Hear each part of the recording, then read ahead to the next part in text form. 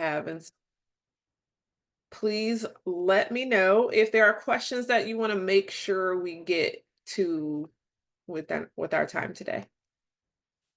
Don't be shy. I don't bite. I don't think. All right, that's okay. All right. So if there are no specific questions, then we'll hang out for our other attendees to join in. And today is a really good day. One of the things that I will share for the sake of recording and for the sake of filling time is that yesterday I had a kind of personal friend emergency come up.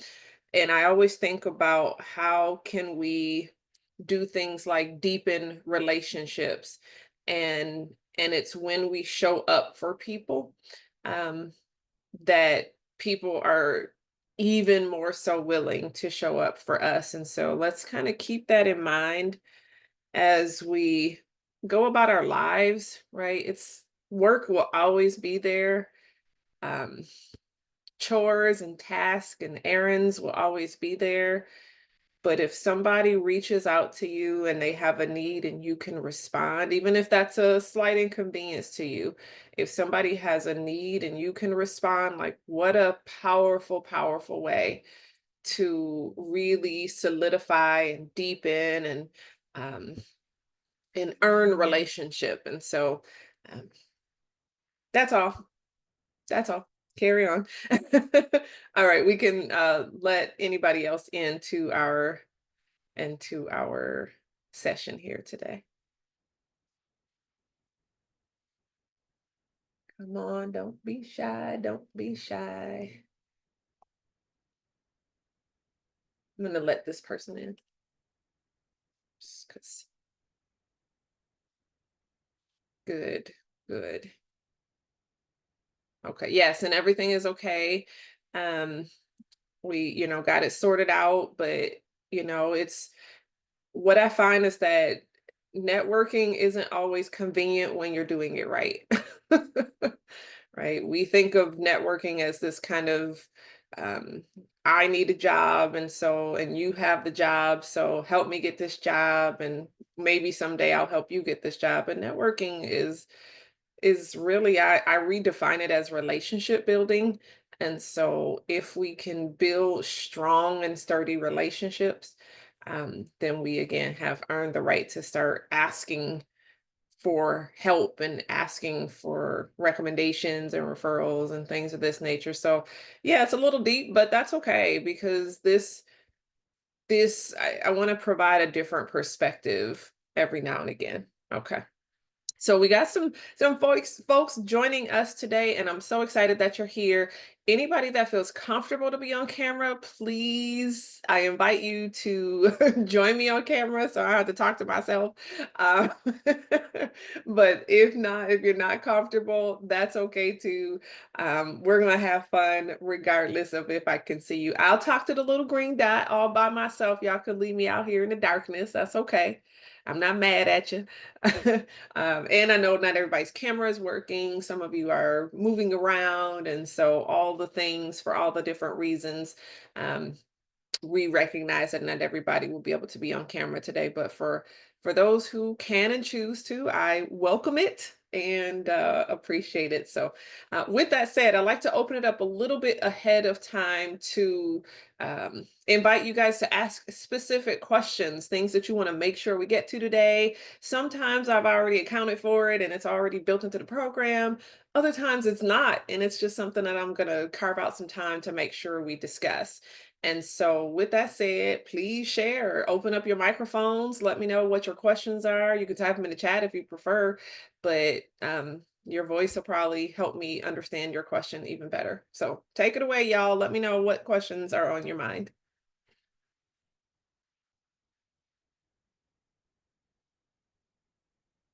Nobody has questions. Everybody knows everything perfectly. Okay.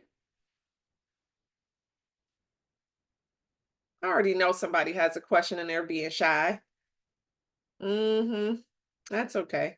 Type your question. Private message me your question. It's okay. Message it to me. I won't even say your name if you got a question. And there are no silly questions. And the only silly question is the one that goes unasked. Isn't that crazy? Let's get to it.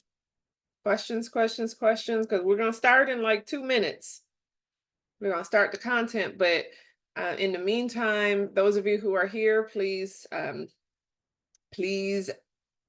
look at your screen and use the QR code to check in, or there is a link there. And let me see if we've got our amazing Wendy could drop that link in our there. See what I tell you, Wendy's amazing. And so she went ahead and put the link to check in the chat. So for those of you who are maybe using your mobile device and can't scan a QR code, we want to be able to get you guys checked in as well. And so for anybody that might be saying, well, is this going to be recorded? Am I going to get the recording?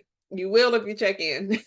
So, and it helps us to make sure we're tracking how many people are attending these sessions, if they're providing value, all of the things. And so please check in, and so you can help us to help you and help others in the similar position moving forward. So keep that in mind. And okay, so we got some folks checking in first, and I think then some of the questions will come. But we are going to get started in just a few seconds. So last call for burning questions, things you've just always been curious about, haven't really known who to ask. Like, I don't know what to do. Hassam? Hello. Yes, Um, I have hello, a, please. I have a question. What is the best way to communicate if it is different with people in different country and different language? If there are language constraints and different habits and different culture, Okay, so you said people from different countries and different what? different habits, different culture, different way of Habits. Okay, great. understanding things. Okay, good. And so, just like I said, there are going to be some questions that aren't baked into the program today, and this is one of them. And so, it's a really good question, and I'm very excited that I actually have some perspective because I worked for an international company once upon a time, and so I had to do, lead a lot of projects with folks in a lot of different countries. Um, and one of the best ways to connect with people in different geographic locations is to kind of first seek an understanding of some of their cultural norms. And so I think about specifically my visit to China. So I visited China, and I had this whole kind of debrief session with my boss and some other folks that had been to China before about some of the norms, like, make sure don't use signs like okay, um, making sure that you show appreciation. And so there are even like YouTube tutorials that you can watch, like cultural norms of, how to show respect in certain cultures, how certain colors are disrespectful, how certain numbers carry certain stigma, what have you.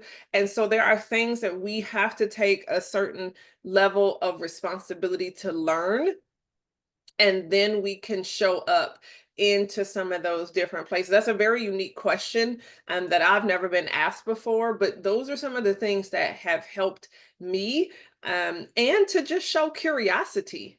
Right? If you don't know something and you ask and you say, "Hey, I want to be respectful of your culture, but I'm not sure how this is going to be perceived. Can you please feel free to correct me if I've gotten something wrong?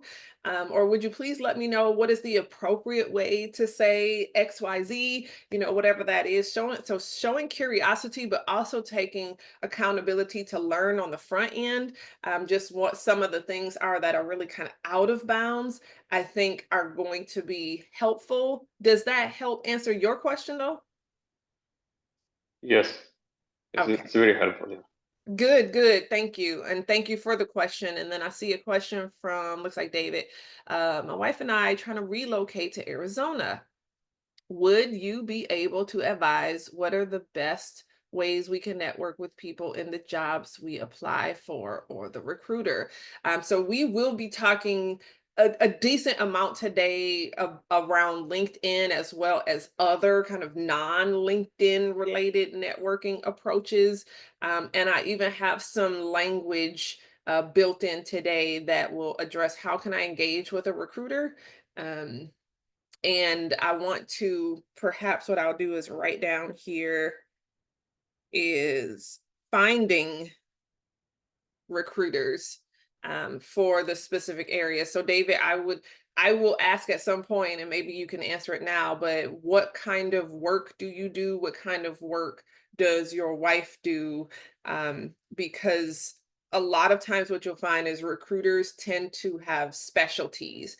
And so if you work in, let's say, tech, then I might say, go talk to, go and apply and submit an application or what have you at like tech systems. But if you work in financial services, I might say go talk to the folks over at Legend. And so it depends on the type of work that you're doing. And so getting really comfortable with what you do, what industry you kind of best serve. Um, and then we're going to talk about some of the things LinkedIn and beyond that you can do to start networking with people here because you're coming here. So, and welcome soon to Arizona because this is where I live. Okay. Yay. Okay. And then Felicia, hey, how do I identify which of my skills are transferable to assist with transferring into a new career? So, the first consideration there is what's the new career? And when you know the new career, and of course you know the old career, when you know the new career, that's when you start to when you can say, well, I know what I did before. And over here in the new space, one of the some of the things that matter are X, Y, Z. How do I know that? Because I've looked at maybe a job description or 5 job descriptions, so I can got kind of get the lay of the land.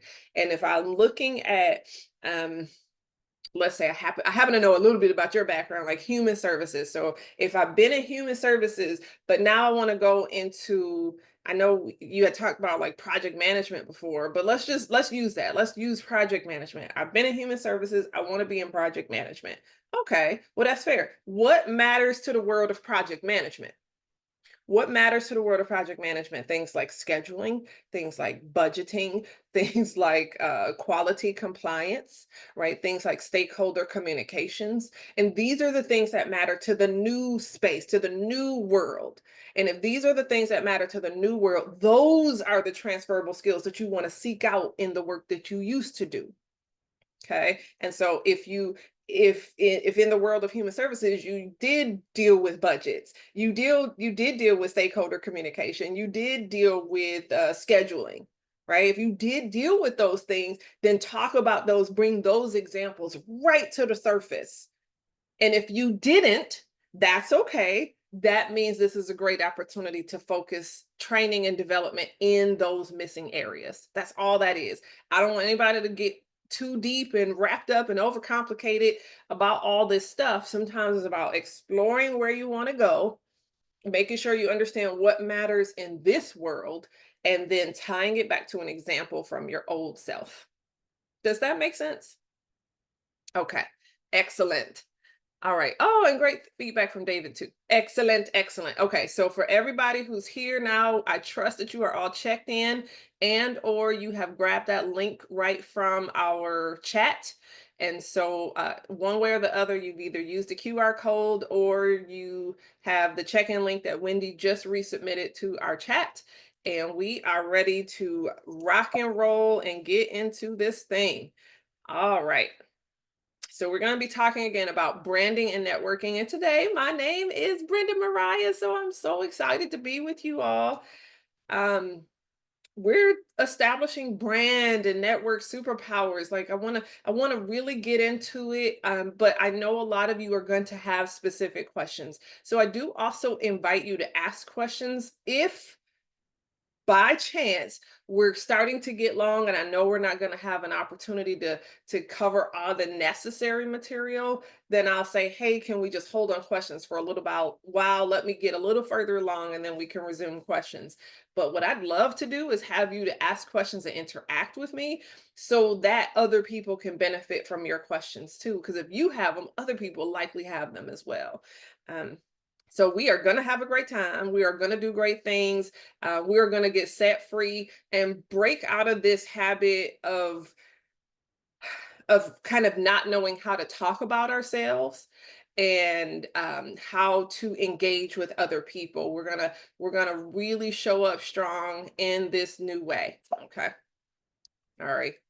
I'm using a different tool to advance the slides today. All right. So, question. Please participate with me. What do you think of when you see Kermit? This is a question for you, not for me. I know what I think of. I want to know what you think of. Come on, use the chat or just unmute yourselves and holler at me. Why y'all being so quiet today? Funny show. Thank you. Okay, so what do you see? What do you think of when you see Kermit? A funny show. A funny show. Okay, a funny show. Yep, a funny show. What else y'all see? Okay, I see Felicia thinks of Sesame Street. Freddie thinks of Sesame Street. Oh, and Fraggle Rock. Okay, we got an 80s kid in the building. Um, everything I learned on the street. Eric Malone, yes. His voice and how funny he is. Miss Piggy. Yes, Miss Piggy. We love Miss Piggy. Babysitting, because we can plop our kids in front of Sesame Street and know that it's going to all be good. It's not going to be anything unsavory spoken, a cheerful and positive attitude. I think these are all wonderful things that we think about when we see Kermit the Frog. I'm gonna tell you what I think of when I see Kermit the Frog, and it's hilarious. But y'all know those like social media memes where it's like, that ain't none of my business. That's what I think of whenever I see Kermit the Frog, like that ain't none of my business. And so it ain't easy being green. I know that's right. Yes. Um, and so this is what's happening, right? Look at how many different things we started to think of, but they were all kind of related to the world of the Muppets and Miss Piggy and all of that sort of stuff. And so we had this certain image in our minds when we thought of Kermit the Frog. Now, what do we think of when we think of her? Ooh, we're getting spicy. What do we think of when we think of Kim Kardashian?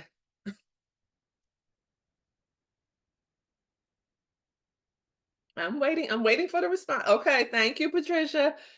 Wealth, managed image. I like it, Eric. Moneymaker, yes, Miss Pam. Exotic, controversial. Yes, Socorro. Dominance. Ooh. Ooh, Carol, she said not good.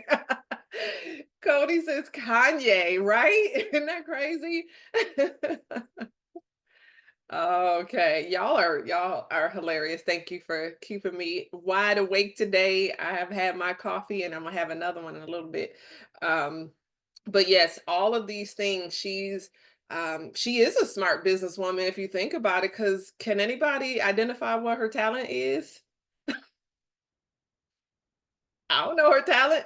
I maybe she's a model, I guess, but I'm like, before she was famous and all that, like I didn't know what her exact talent was, and yet we all know she can make some money. We all know that her whole message is about kind of branding herself as important, and it's interesting, like, okay, she made it work. She made us believe it. And here we go. Like, we're off to the races. But probably the most important question of the day is, what should we think of when we think of you? This is the absolute most important question for today.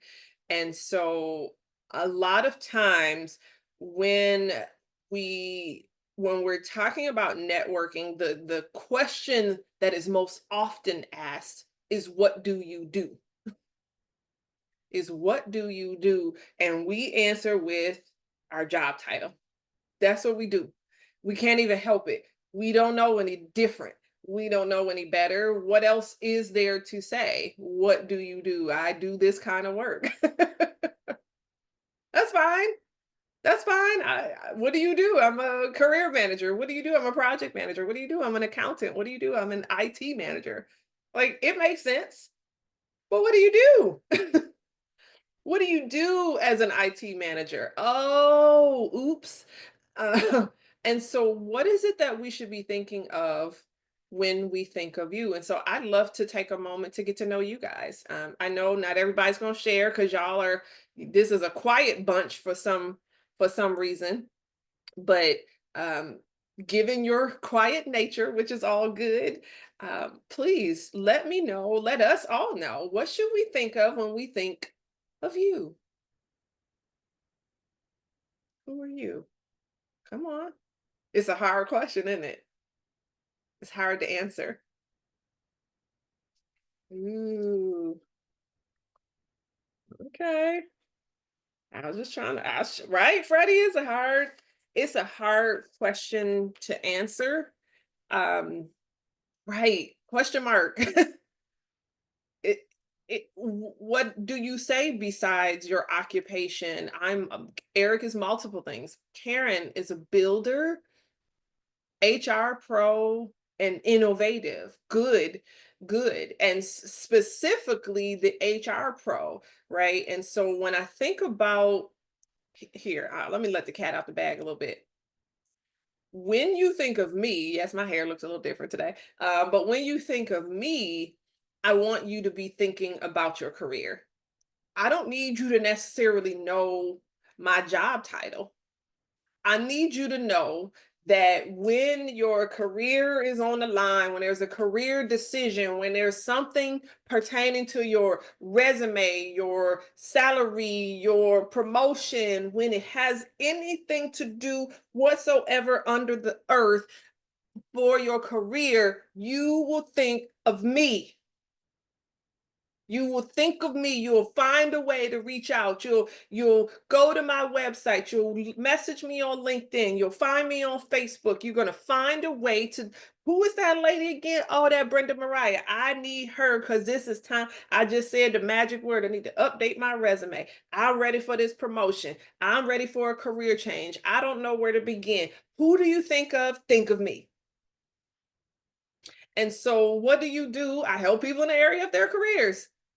I didn't tell you the job. I didn't tell you my job title. My job title changes depending on the audience. That's why. And so, what should we be thinking about when we think of you? So let's see. I've got okay. So whoever is iPhone 11 Pro Max, I can't see your name. It just shows me your iPhone 11 Pro Max. But whoever you are, you partner with leaders to drive teams to results. Let me tell you what. I don't know what that means. And that's not to disrespect you. I don't know what that means. If I'm looking for, let's say, a consultant in the manufacturing space, I'm not going to find you because you didn't tell me anything about being in the manufacturing space. You didn't tell me that you were a consultant. You didn't tell me what you do to which leaders period. Like there's a whole lot of missing information in there. So it sounds good. It sounds really clever, but I don't know what that means. And the most unfortunate thing is that I can't make mental connections. I can't say, oh, you partner with leaders to drive teams to results. So iPhone 11 Pro Max should meet Felicia because I know that she needs somebody that can do just that one thing. I can't make those kinds of connections because none of the kind of trigger words are there for me to understand really at a root level what it is that you do. Okay. A strategic collaborator, that's fine. For whom? Who do you collaborate with? What types of collaborations do you facilitate?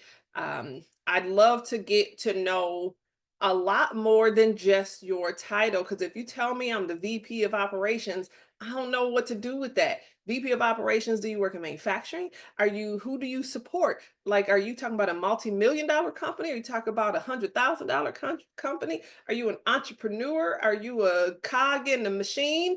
Tell me, make it make sense. And so I don't have enough information to start making solid mental connections. And so if you tell me I'm a planner or an organizer, that's fine. But I'm going to tell you what I hear when I see the words planner and organizer is probably something like a wedding planner.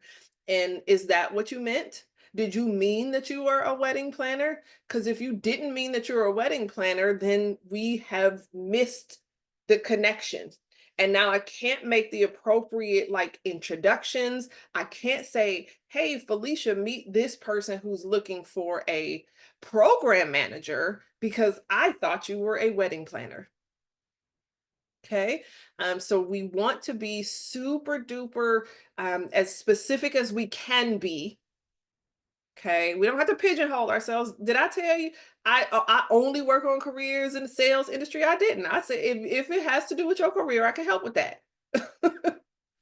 That means I don't really care what industry you're in. I can help with it if it pertains to your career. The end. So yes, Eric. So you said software engineering manager. One of many things, and that's fine. Here's the deal. Nobody said you couldn't do anything except this. You can only do this.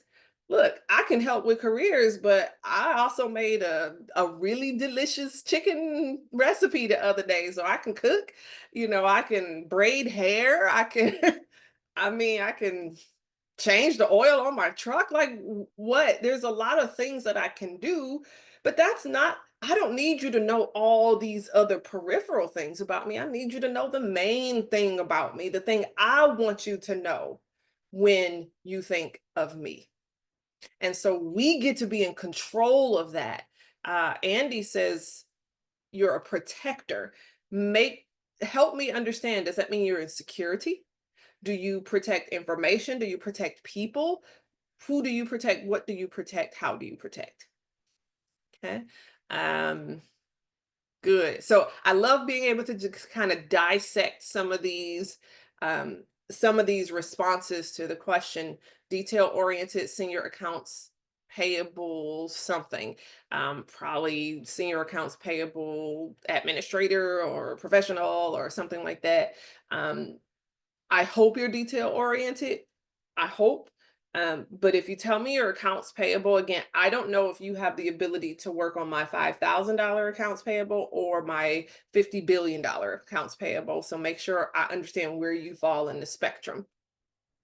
Okay, Onesimo. Oh, hi again. Okay, empower enterprise organizations to optimize IT infrastructure, enhance system performance, and achieve. So I'm gonna tell you right now, this is a lot. There's a lot to take in. The human attention span is not this long, so we could come up with things that are a bit more concise that'll be helpful for retention. That's all I'm saying. But this is good. Achieve digital transformation goals, award-winning customer success, and technical account management professional. I see a whole lot of different things going on in here. And so this is a decent example of when you're giving me too much information and now I don't know which one you are. So are you an IT infrastructure kind of architect? Are you a digital transformation specialist, whatever that means? Are you a customer success account manager? Are you a technical account manager? Um, Making sure that sometimes we can do a couple of different things, but we decide which one to reveal based on our audience at that time. And so if I'm talking to a group of job seekers, I'm going to emphasize that I am a professional resume writer. I am a job search coach. I'm an interview coach. I can help with salary negotiations, all these kinds of things. I'll really emphasize that aspect of career management. But if I'm talking to a room full of entrepreneurs, I talk about how I can build your professional profile and help you with your professional brand, and I can speak to your audience. And there's a little bit of nuance within the work that I do that I'm going to decide which part of my work I'm going to share with you versus which part of my work I'm going to share with them, because do you care that I can come and help with outplacement transition services for corporations that are getting ready to conduct a reduction in force? Do you care about that? Probably not, because you're not the one paying the bill. But do you care that I'm a professional resume writer, an interview coach, a career coach, and all those things? Yeah, you probably care about that because you're looking for a job. And so this is what I'm saying. We have to not only know what we want to be known for, which we get to dictate, we get to control, okay? But we also need to know when to kind of pull out certain pieces of that thing. Let me see. Okay. Thanks, Felicia. Appreciate that. And then Pam says, hold on, it's popping all over the place. I'm a customer service specialist from the transportation industry. Okay, that's really great. And so the thing that I would add to that, Pam, which I think is a great start, because this is your job title plus your industry. So I love it. We're already off to a really good start. Your job title, customer service specialist, boom. Industry, boom. And here's the deal. What's your kind of specialty? Right? I solve the problems. I can diffuse the most upset customers or what have you. And so, yes, I keep adding layers on purpose. I'm adding layers on purpose, guys, because the more we can get to the place of not just I'm a customer service specialist and I support the transportation industry, because I think that's great all by itself. It really, really is. So good job, Pam.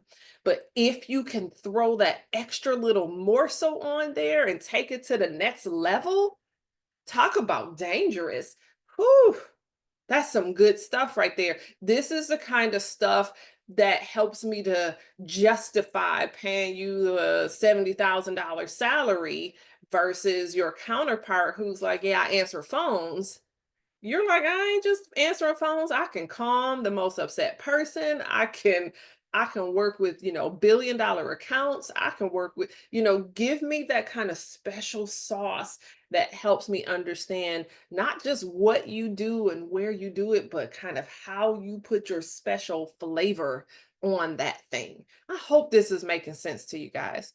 Okay. Okay. Okay, let me read this because I like what Freddie started by saying, I want to be known. Good. So sometimes, and what struck me with that is sometimes we're not already known as the thing. That's okay. Because there was a point in time where I had not done any kind of professional speaking. Like that wasn't my lane. I had not done a lot of that, and I was like, I really want to step into this space a little bit more, a lot more, as a matter of fact. I said, most people knew me as an engineer. Most people knew me at some point as a resume writer, but nobody knew that I could come in and speak to their organization. And so I'm like, ooh, do I want to be I want to be known as a motivational speaker. Like, I like to get people rallied up and engaged and excited about some stuff, and really not just get excited, but actually know how to apply some stuff. I was like, yeah.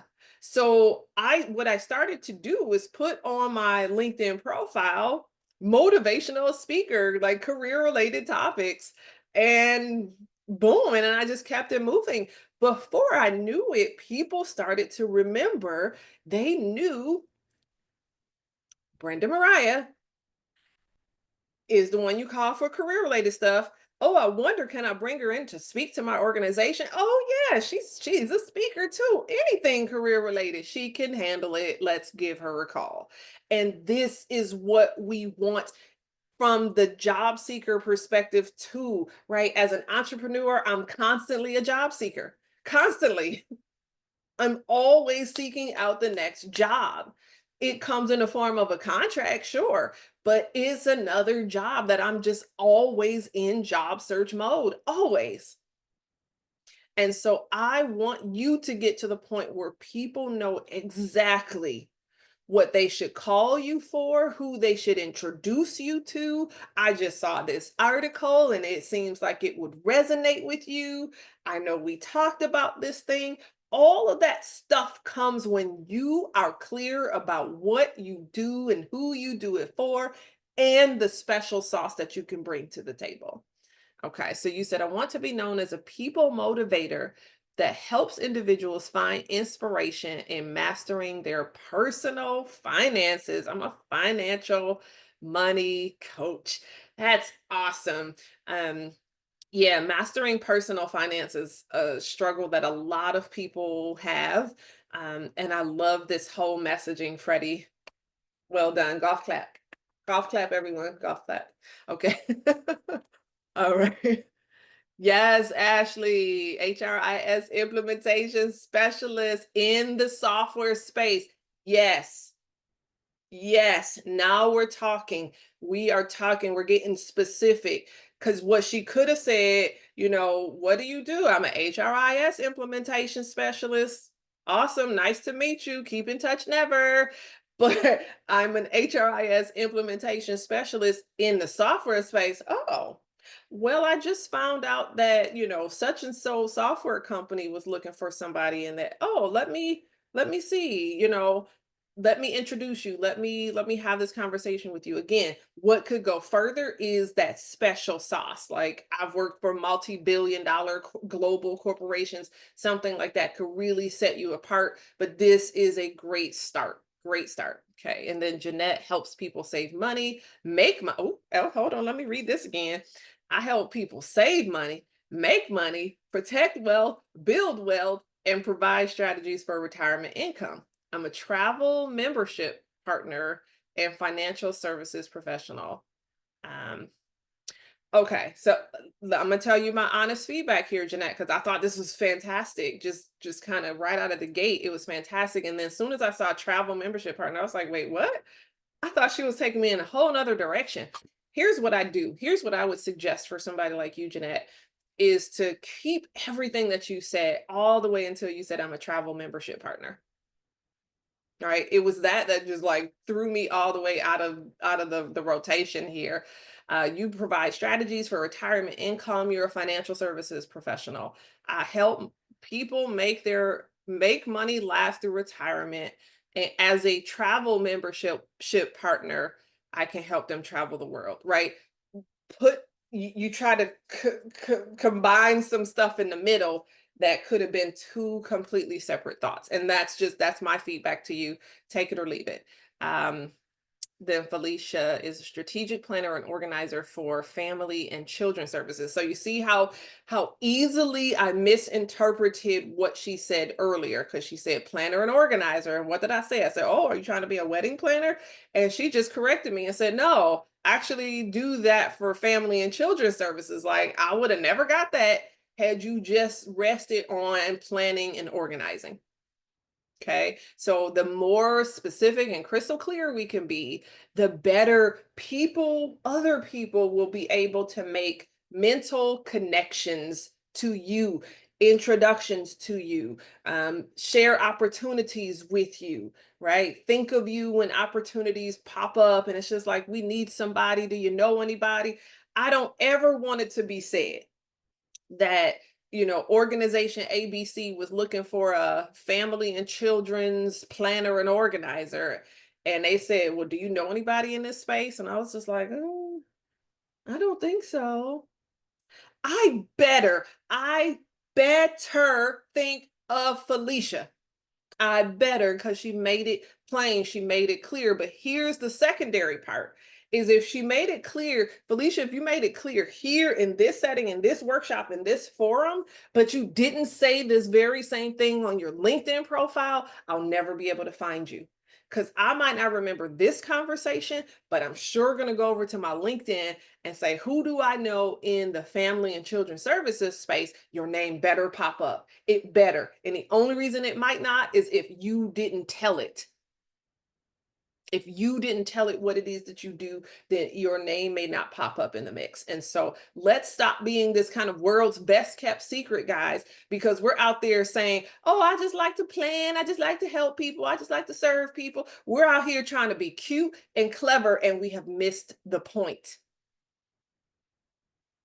We have missed it. Uh, Wholesome. I am a software engineer in automotive industry. I help automakers produce their desired cars. Um, I think you're really, really like you're like you're like so close.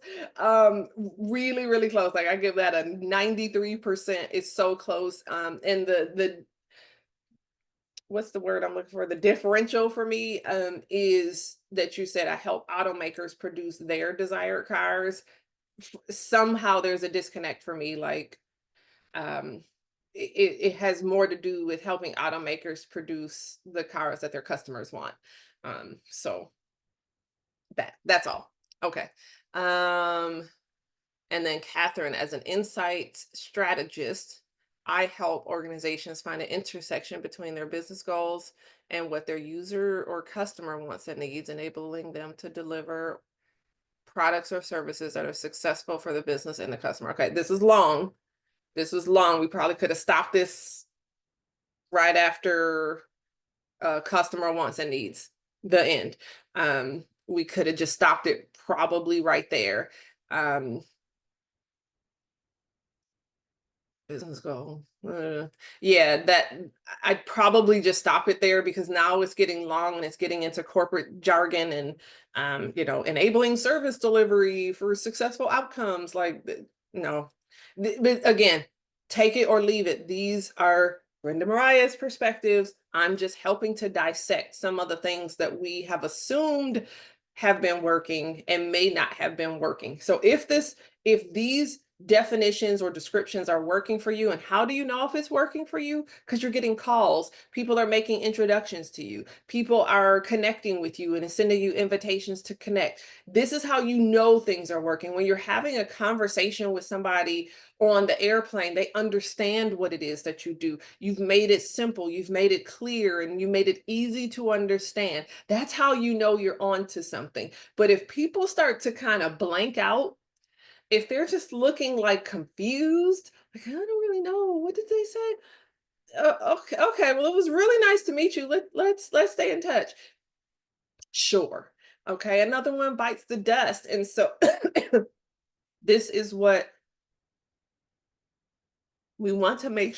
We want to make sure that we're keeping people's attention, making it simple, making it engaging, making them want to continue the conversation. Now they can learn all about service delivery and all this other stuff, but right out of the gate, it's too much information. Okay, and then David says, my wife is a data entry volunteer at ARC, and I was a data operations specialist, but recently got like, oh, okay, I think this was the earlier question I had asked, like, what kind of work do you guys do? And so data operations, yeah, maybe like a tech systems, um, manpower, these kinds of agencies are going to really help. I think Kelly Services has like a lot of tech kind of roles as well. And so we can, I think one of the things that we should all be in the habit of is like Google searching recruiter plus your industry name. And so try to find out who are the recruiters that exist. So recruiter plus data operations plus Phoenix, Arizona can produce a kind of a search result listing of the appropriate recruiters that would be that would make sense for you to reach out to. I hope that helps. Okay. And then I'm an IT project manager for software implementation into a banking environment. Okay. Um, I would probably dig a little deeper just because that's me and that's my nature. Um, because even earlier we had Ashley talk about being HR implementation specialist for software. And so IT project manager, does that mean you can handle all software implementations, including HRIS? Like, it's super broad and super big and enterprise level, like all good. I just don't know that based on what I'm looking at here. And that's all that I'm saying. Okay. All right. Okay. All right, so I'm gonna move on for right now and try to come back to some of these in a little bit, but I think you get the point for now is we've got to get to the point of simplicity, simply helping people understand what it is that we do, who we do it for, what's the special sauce that we bring to the table, and making it super clear to connect with so that they can connect with us, have the desire and motivation to connect with us, want to introduce us to, you should meet my pal, Lucy, because I know that you guys will hit it off great because you guys do very Yeah, similar. yeah, I'm here. Okay, yeah. Okay, did anybody have a question? I'm gonna go ahead and mute all again. And then if you have a question ever, please feel free to unmute yourself so that we can make sure that we get you. Okay. Okay. Yes, the recording will be available. As long as you have checked in using that QR code, please check very early in the chat. I think Wendy may be able to re-paste that here in our chat. But yes, as long as you have that link, you'll be able to get the recording. There it is. Wendy is on it. Okay. Now, our content for today is centers around really two different areas, and it's establishing your professional brand, but it's also networking, and kind of how the two go together. And you'll see that one of the aspects of establishing a professional brand is networking, so it's like a definition within a definition. So let's start here with the elements of a professional brand. And there are going to be some things that absolutely apply to you and other things that absolutely do not. But for the most part, many of these are going to apply to many of you, if not all of you. And so please keep this in mind. And I'll start with a little bit of a story. Because I think that's important. And so I will tell you guys that for me, so let's see, I was married for 19 years before old boy went on his own way. That's fine, that's great. But the whole time, I'm going to tell you that my identity, let me tell you what, y'all know what my identity was? It had nothing to do with like, be the one known for careers. My identity was wife and mother. That was all that mattered. That was all that was supposed to matter. That was all that mattered in my like religious community. That was all that mattered, period, was that I was a wife and that I was a mother. I was a careers person, but that was oh so very secondary. And in the years following that divorce, when I got to really get reacquainted with me, with who I am, with what I bring to the world, with what I bring to the table, I started to learn, wait a minute now. There are some special things about me, and it didn't happen by accident. And so I want to help you understand how to kind of reach for those things and really be in position to pay attention to what those things are that matter to you. I thought for the longest time, I remember when I was married, I used to tell my then husband, like, I would love to see you in a pickup truck. I think you would just look so good in a black pickup truck with the chrome trim. That would just look hot. And I remember saying that, and that dude got like a little bitty Cadillac little car. I was like, what? Fast forward a couple of years, y'all. You know what? I got a truck. I liked the truck.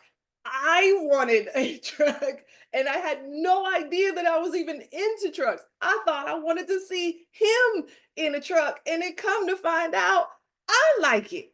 And it's a huge part of my identity today. I don't know very many women that drive around in a great big Toyota Tundra. Like I love it. I love it. I love the ability to be able to tow. I moved my whole house in my truck. Like I was doing my thing. I feel strong. I feel like I have a sense of power. There's a whole lot of stuff going on because I started to pay attention to what I liked, what foods I liked, what places I liked, what kinds of activities I like. I like golf. I never even got to try golf before, and I like to play. I like to drive a truck. I like to listen to the music really, really loud. And this is my personality. If you can't tell, I got personality just bottled up and waiting to come out. And so this is real talk. I want you to make sure that you are taking time to get reacquainted with you, with you, not those in relation to you, not your spouse, not I'm a mother and these are my children. Who are you? How are you? And what can you contribute to the world as an individual all by yourself? This is the foundation because a lot of these things we talk about, like having values and like a personal philosophy or knowing what you stand for and what you like. How the heck would you know if everything that you like is based on what everybody else likes? I used to ask, or mommy, what's for dinner? Like, I don't know. What do you guys want? Now it's like, what's for dinner? Well, what do I feel like? I feel like chicken. Darn it, we having chicken. So it's it's about knowing what you like and what means something to you. Let me tell you guys, sometimes there's going to be a burning fire, passion, like just something so intense on the inside that it's just like, I've got to address this problem. I'm like called to this problem. I know this is the problem that I'm supposed to solve. These are the types of people that I'm supposed to serve. I care about this thing, right? One of my best friends, she worked a lot with like immigrants, and she's so passionate about the immigrant experience and them coming here and not knowing the language and not having any resources or housing or knowing how to do anything to survive in the big bad American world. And so those were her values that drove her decisions to work in different like immigration legal spaces. And so you have to know those things that matter to you. And if you don't know yet, that's okay. That means it's a good opportunity to get out and like maybe volunteer in new areas or expose yourself to new kind of like activism or community programs or community organizations, social clubs, even maybe you care a lot about sports or entertainment. It's all good. It's not a morality contest here. We're just talking about what matters to you, but you have to know this as you're getting ready to tell the rest of the world, I care about careers, I care about, children and family services, I care about HRIS implementation. Why? What difference does it make to you? I care about careers, y'all. Let me tell you, do you know why I care about careers? It's because I got laid off and it hurt like heck. And I fell into the deepest pit of depression that I knew was possible. I didn't know any, I had never been acquainted with depression like that. And I knew it had to be depression. Later the therapist confirmed that it was depression, but I was like, this has to be what depression is because I can't even get up. I can't even get off this couch. I can't even move. I can't even clean my kitchen. I can't cook a meal. We were eating McDonald's and hot dogs and ramen. It was terrible. It was absolutely terrible. And I knew that something had to be done. And I said, I don't ever want to feel this way again. I don't ever want anybody else to feel this way again. What are we going to do? And so that drives the work that I do because I never, ever want somebody to have that prolonged feeling of unworthiness because their job went away. What if you knew that you were more than your job? Because you are, by the way. I'm more than my title. I'm more than those identities I used to hold of wife and mother. Yes, I'm still a mother, but good Lord, my children are grown now. I, my whole identity can't be mother. I am a whole human woman person. And so these are the things that matter to me. What matters to you? Right? Where are you going? What are you looking? What do you know you're supposed to contribute? These are things that truly, truly matter. Thank you, Carol. I really love that. That was such a sweet comment. Um, oh, and Onessimo, thank you. Yeah, but this is real talk. Like I choose to use my pain so that you all don't have to suffer as long as others might have to. This is I let me be super clear. I am not a fan nor an advocate of the current job search system, climate, how things work. I'm not a fan of it. But until such time that I and or others are able to do something about it or do something different, and trust me, I'm planting seeds everywhere I go. Every time I talk to a recruiter, I'm planting seeds about blind application processes and how we can remove discrimination from the application process. And like I'm all over it, y'all. But until then, my job, my mission is to help you outsmart the system that we're in. Okay. And so this is my mission for now until such time as those seeds that I've been planting all throughout the years start to actually change the system. Okay. All right. And then we talk about things like visibility, not being the world's best kept secret. That means, are you even on LinkedIn? Does anybody even know that you exist? Does anybody even know let's say some of you are working. Does anybody outside of your immediate department know what you even do? Does anybody outside of your company know who you are? This is the dilemma.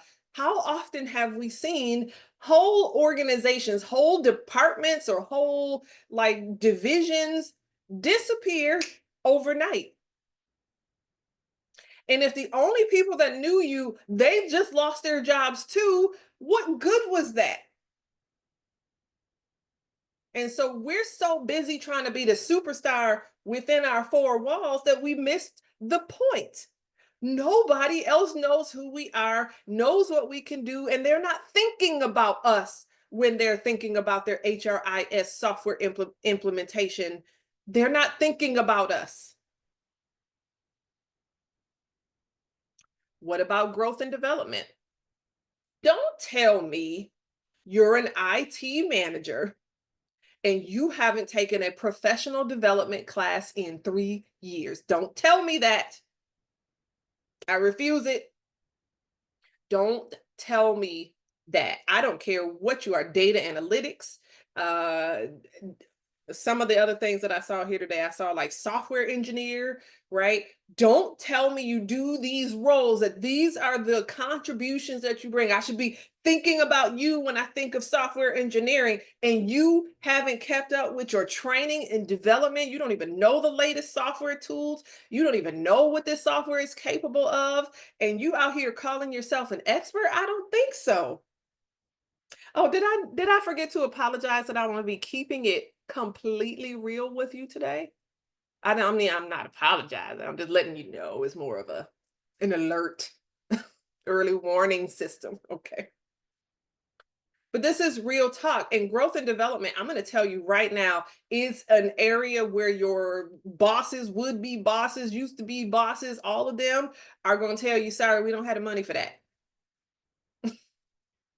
We don't have it in the budget. I must hold on. Let me skip ahead just a little bit because I think that's a really good time to talk about.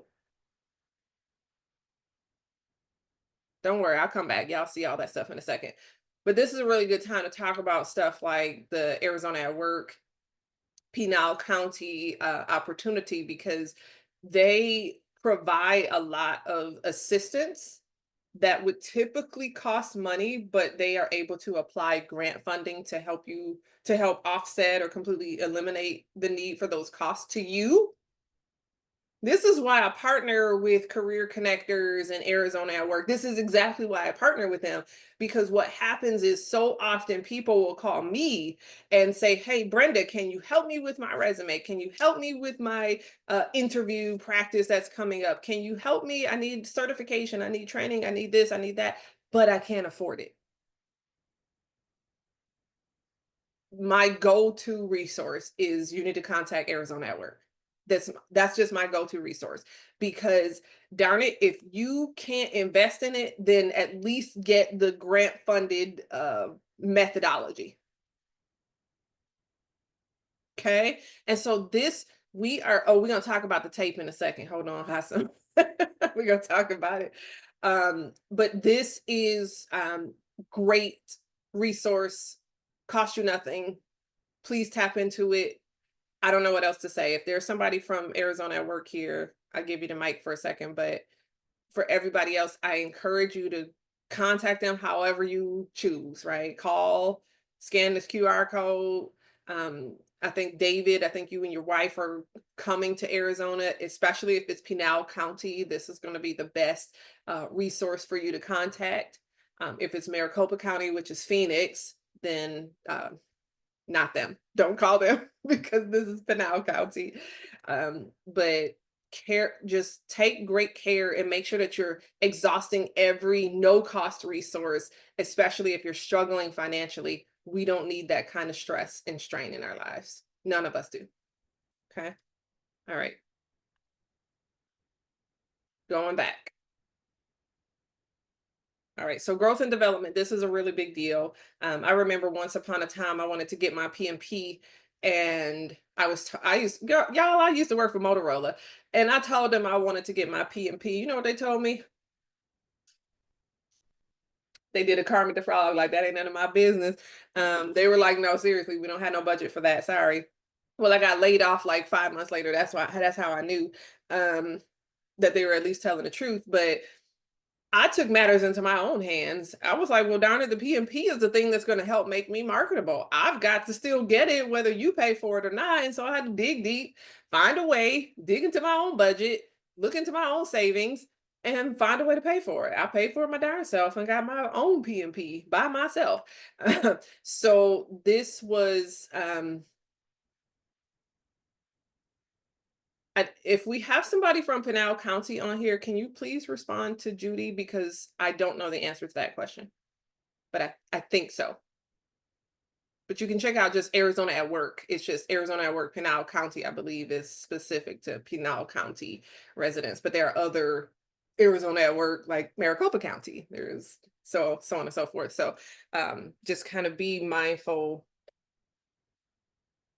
Okay, so I don't think we have our Pinal County person on here, but there are a whole host of different Arizona at Work offices. And the bottom line is seek out the one that's applicable to you. No worries, no worries. You're not interrupting. Okay.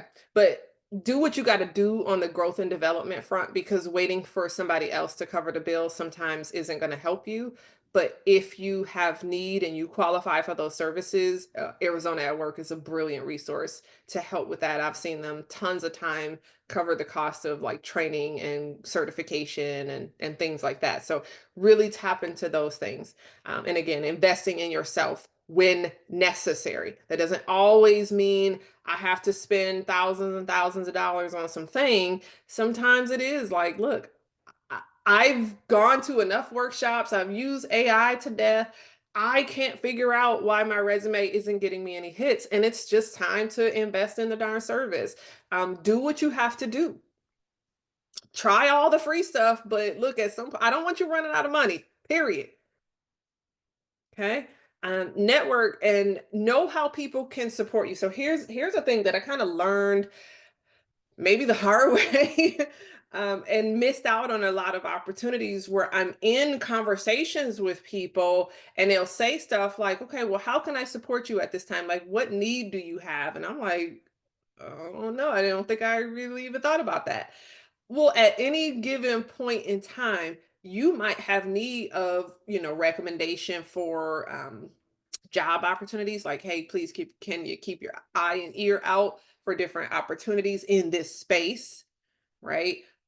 If you're thinking about entrepreneurship, right, it's, hey, let me know if you come across any individuals who have need of XYZ type service. For me, I'll say something like, if anytime anybody mentions the word resume or career or job, send them to me, right? And I occasionally post like, here's how you can send a referral to me. Here's my contact. Here's how you can schedule a consultation with me. I want to make it super easy for people to connect with and be able to engage with me. But we out here hiding. I don't want to be on LinkedIn. I don't believe in social media. Oh, Facebook is for the birds. Like, we out here trying to be so secret and private that we're missing exactly where all the action is happening. So careful with that. Your portfolio that connects the dots and tells the story. And that means your resume is on point. Your LinkedIn profile is on point. If you're using a cover letter at all, it is on point. It is not up for debate. It's not up for, there's no guessing and wondering and what does this person do again? And can this person do the job? There's none of that. We are not out here playing these kinds of games where we're using these generic AI produced resumes and hoping, crossing our fingers and hoping for the best. These resumes and things better tell our stories right, or they better move out the way and get it done right. And so when we talk about your portfolio, for the most part, it's going to be your resume and LinkedIn profile. But there are going to be some of you who have actual like creative portfolios or technical portfolios. If you're in the arts or creative work of some kind, you may have an artistic like web portfolio. If you're in like a software programmer or something like that, you might have a GitHub kind of project portfolio. And so there's a whole lot of different spaces that you can be in. Again, if you're like a graphic designer, I would fully suspect that there is an online website or something that can point to examples of your work, because I'm not just going to take your word for it that you're good. I need to see evidence that you're good. Okay. And so back to the question, what is knowing your tape? And so I pick up my resource. This is the resource that I grabbed um, that acronym from. It's called Five Rules to Win Being You by Aisha Cogborn. Full transparency, she is a personal friend of mine, but she's also a business genius. And in this book, she wrote about the tale of the tape. TAPE is an acronym for talents, abilities, passions, and experiences. So, talent, she says, what are you naturally gifted at? What comes easy for you to do? And what types of tasks or projects do others usually ask you to help with or to lead? So I think about my daughter, who we actually really like to go and take a look at like model houses. This is like a fun little weekend something to do. We'll come to find out she's like, I want to work in real estate. I think I want to be an interior designer. I'm like, well, duh, of course. Of course you she just kind of naturally gravitated to that kind of stuff. And I'm like, hey, I'm not really sure what to do in this space. And she's like, oh, what if we did something like that? She just has the natural gifting in that space. And so that is a talent for her, and it's going to show up in her tape. And so, abilities, what have you learned to be good at? So, we're not all just born with natural gifting. Sometimes we learned something and became good at it. I never liked math, and I ended up being an engineer, y'all. But I remember, I think it was third grade, the very first time when they showed us long division on the board. I was so intimidated by it. I was so scared of long division. I was like, math is getting too serious. It's getting too real. It's too deep. This is getting hard. I'm out of my depth. I'm done. So I'm starting to mentally check out because I have declared it was too hard. And then I sat there and I was like, well, let me just pay attention and see, because I'm studious like that. And I paid attention and I saw, and I was like, wait, it's not hard. This is just multiplication and subtraction all over again. Um, It just looked hard until I learned it, and then it wasn't hard anymore. Oh, okay. The P for passions, what gets you really excited or upset? What causes you to spring effortlessly into action? So we got to really think about that. I wrote when I read this book many years ago, I said, I hate when what my passions are when people hate or feel unappreciated in their job, or when people feel stuck in their careers that they no longer enjoy, when people have no direction and they feel scattered. Like, that's what lights my fire. And so this is the right work for me to be doing. And then experiences. What has happened in your life, good or bad, that has shaped the way you see the world or relate to people? And guess what I wrote? Layoff. Right. And so this was written long before my divorce. I probably would have written some other stuff uh, at that point. But knowing your tape is going to be very elemental in establishing your brand, because these are the things that set you apart. And I promise you, there's not like a million other people that can do what you do, how you do it, and for the reasons why you do it. There might be a few, but not a lot. You are not a dime a dozen. You are not. Now, what I will say is addressing silent killers. This is one of my favorite things to talk about, y'all. I talk about it pretty much any time I'm teaching a workshop of any kind. Silent killers are things like, how are you behaving on social media? How are you behaving? Are you are you on social media calling people stupid because they voted for this one versus voting for that one? I'm not playing. We're out here. People are making decisions about you as an individual, and people are making decisions about you as a prospective employee because of how you're behaving in online forums. And don't you dare think that it's not, nobody cares. Everybody cares. Yes, Cody, LinkedIn has gotten very political recently, and it is very gross, especially when we've lost the ability to have civil discourse. It's not civil, it's very uncivilized. Now, LinkedIn does have a toggle switch where you can turn off political content. So if time permits, maybe I can show you where that is, but it's in your kind of settings and privacy and settings.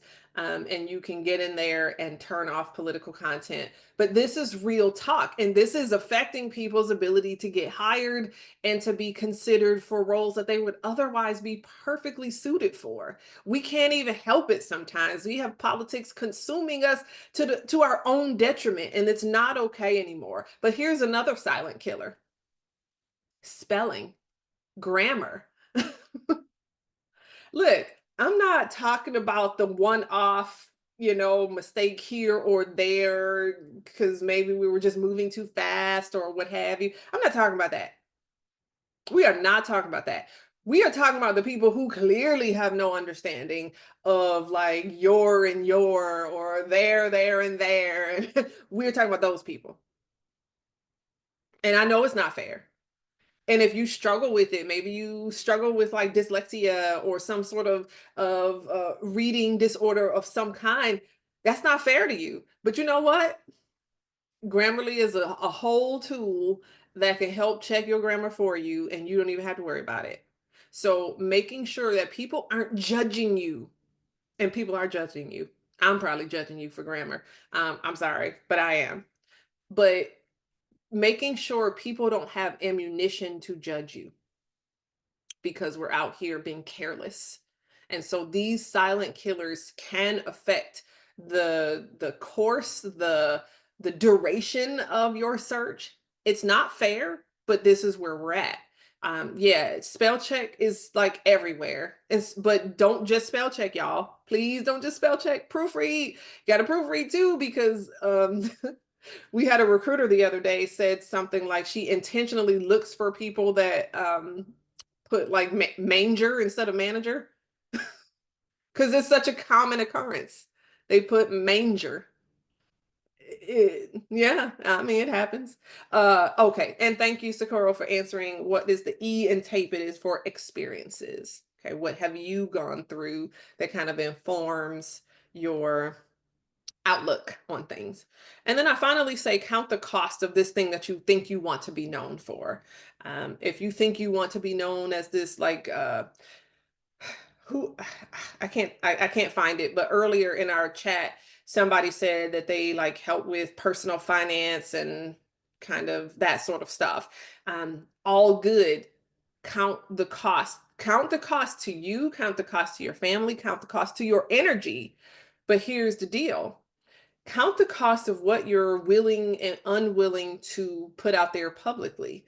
If you're showcasing extravagant vacations whilst telling everybody else to mind their pennies, this is not okay. This is not cool. And so count the cost, because now you can't even showcase all your fancy smancy stuff or without a whole host of disclaimer around it. So be careful and count the costs to whatever it is that you think you want to do. Okay, so Linda says, um, smartphones, spell check.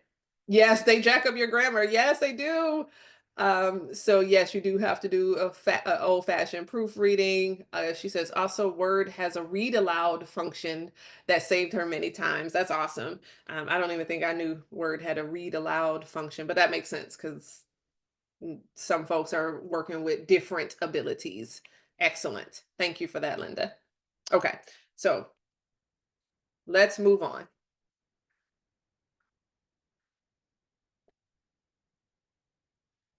Yeah, so how counting the cost like family affects our brand, because what if I can't share about our vacations because I'm sitting here telling everybody else to mind their budget. And here we are off in Paris somewhere. That's not to say that we can't go to Paris and we can't talk about our trip, but we have to talk about it differently. Because I'm telling everybody else to save, save, save, and budget, budget, budget. And I'm over here spending like a maniac. Like, how are we going to kind of reconcile these things? And so it's not necessarily a bad thing. I'm not mad at you. If you can afford to save for retirement, save for the future, and go to Paris, go ahead with your bad self. But don't forget that people are watching you. Your audience is watching you. Your audience hasn't arrived at that place yet. If they had arrived, they wouldn't need you. So if your audience is still struggling financially or struggling to stay organized financially, and you're showcasing your Parisian vacation, all good, but you got to put a whole bunch of disclaimer on that. Right? So that's the kind of example of how something like counting the cost can affect, or of how things affect your family can affect your brand, because it's going to sometimes dictate what you can and cannot or will not post. So you actually don't see me post a lot politically. I post a little bit lately just because some stuff is just getting a little bit too much out of hand. But I don't post a lot politically. Why? Because that's not the problem that I'm here to serve or solve. I don't know enough to be speaking about everything. I can't be out here on the internet talking about every subject under the sun as if I'm an expert. I don't want to confuse you. Let's not get it twisted. If you have questions about your career, you come to me. But if you got questions about your mental health, don't come to me. Go to your therapist for that. And so this is what we mean. Like, we got to know which things to be in and which things to be out. Like, we don't need to have a voice in every single conversation.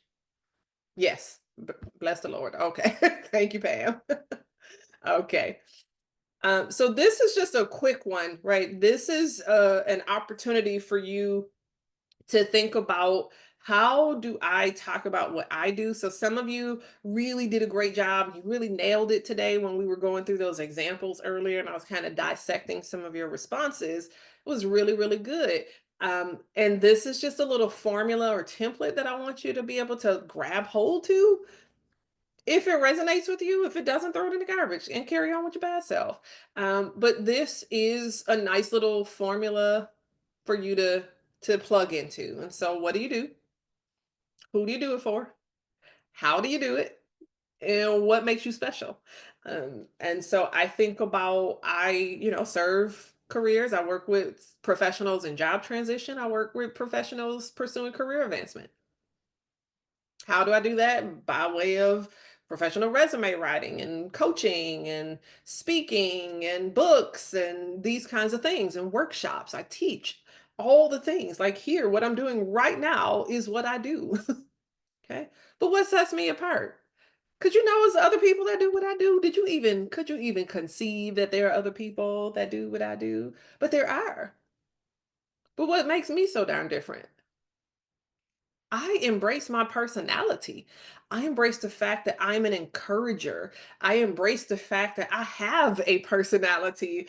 I embrace the fact that I'm highly credentialed, well trained, right? I'm not going to put those things on the back burner because I think it's being braggadocious. I ain't trying to brag to you. I'm trying to prove something to you. I don't want you to just listen to everybody who calls themselves an expert. I don't want you to do that. Stop doing that. This is why a lot of people get in trouble. Is we out here listening to any and everybody who says I can help you with your resume. Do you know half the people that say they can help with your resume? They call me for help with their resume and it's a mess, a hot, fuming mess. They don't know. They haven't studied. They just looked at a few resumes once upon a time and think that that qualifies them to be an expert resume person. It doesn't. So what sets me apart is I have a whole bunch of letters after my name that I earned every single one of them. Yeah, I get mad about it. That's that passion coming through. I really genuinely care about this subject. Okay. But if you are struggling, so you can fill in the blanks this way, or you can ask yourself a couple of questions, right? What are the problems that you tend to solve? What are the things that kind of ignite you and get you all fired up, right? We can think about the tail of the tape, but we can think about what things spark your fury, what things just make you angry. Like, I won't stand for this. Okay. What types of people are you drawn to? What kinds of activities are you drawn to? I'm going to tell you, I thought when I first came out of college and had my first job, I was working as a project manager for Motorola. Y'all, it can I tell you how I thought I have no idea how people can do this. I was like, I think I was like 22 years old or something. I think I was 22 years old.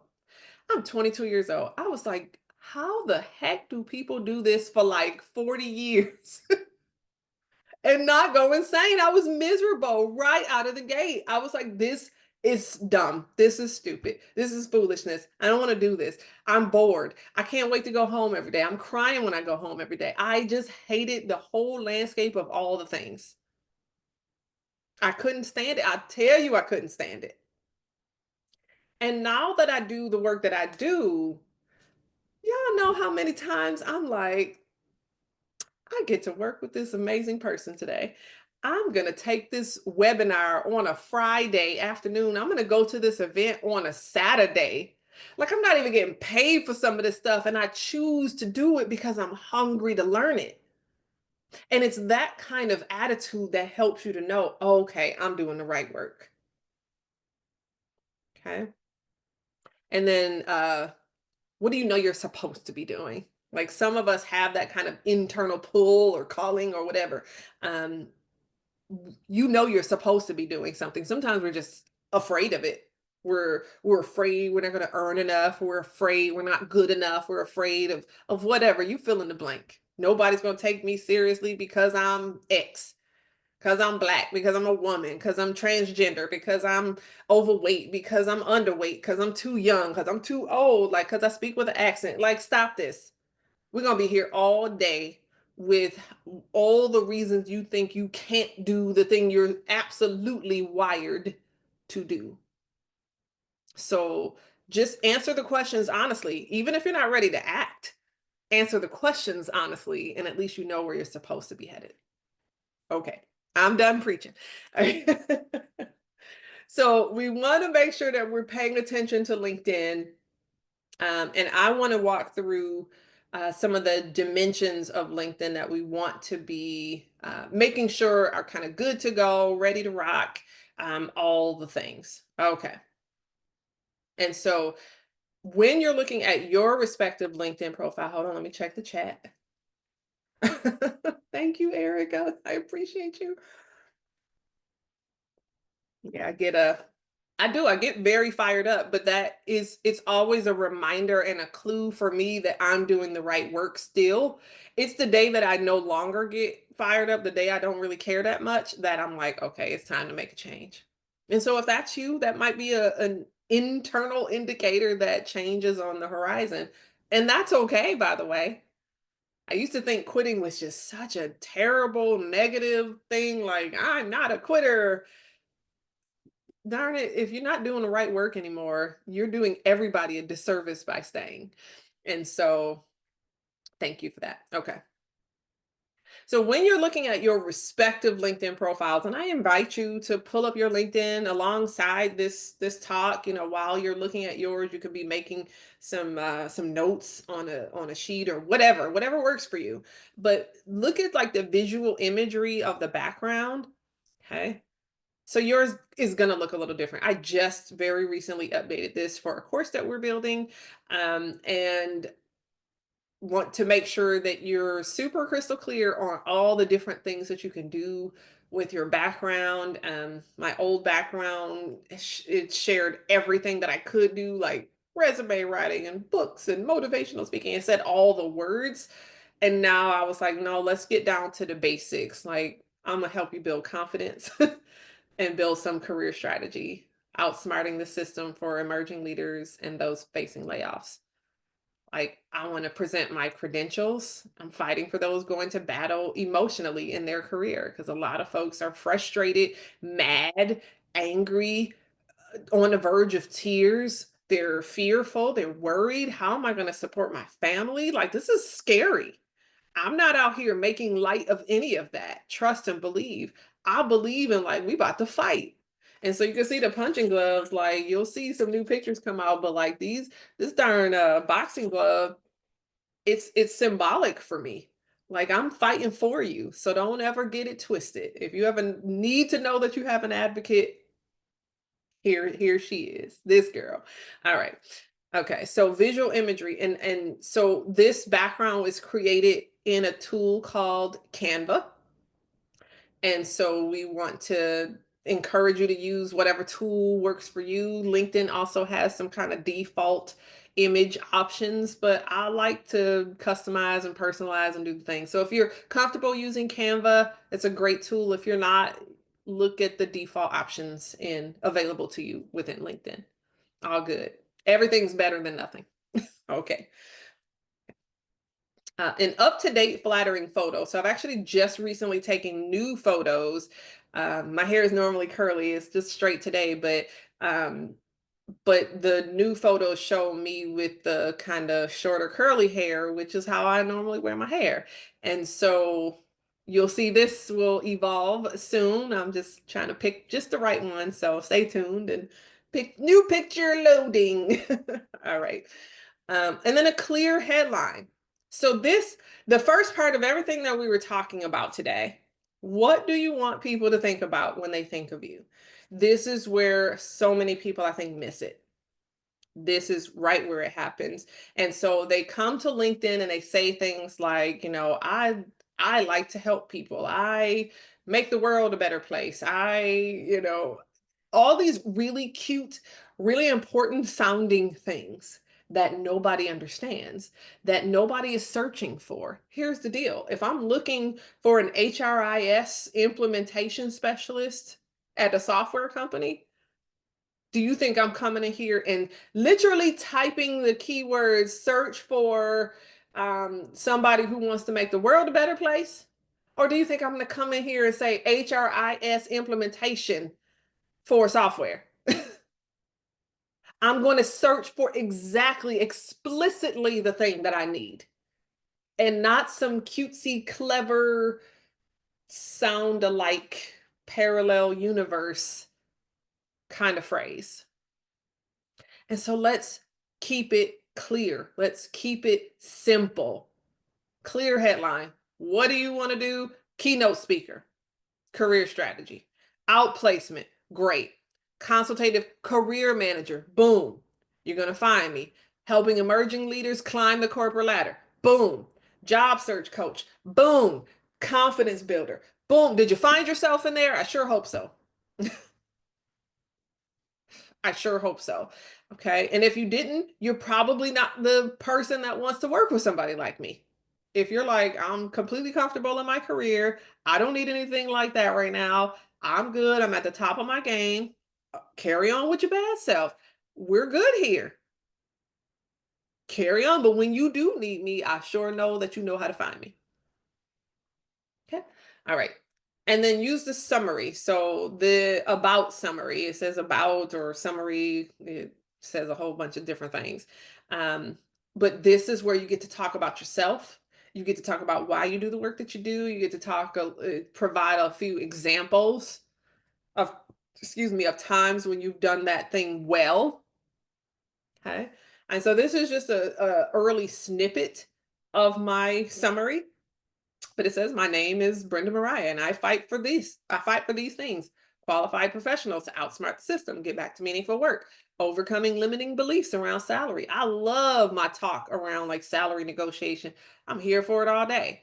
And then I fight for emerging leaders to climb the corporate ladder and prove that they can do it. And so I am a motivational speaker, outplacement solutions provider, consultative career coach, and all these things. And so all the things, like I better be hitting you right in the face with what it is that I do. Like, you can sense even a little bit of my personality. I'm talking about fighting for it and got boxing gloves. Like, yeah, we about to do this darn thing.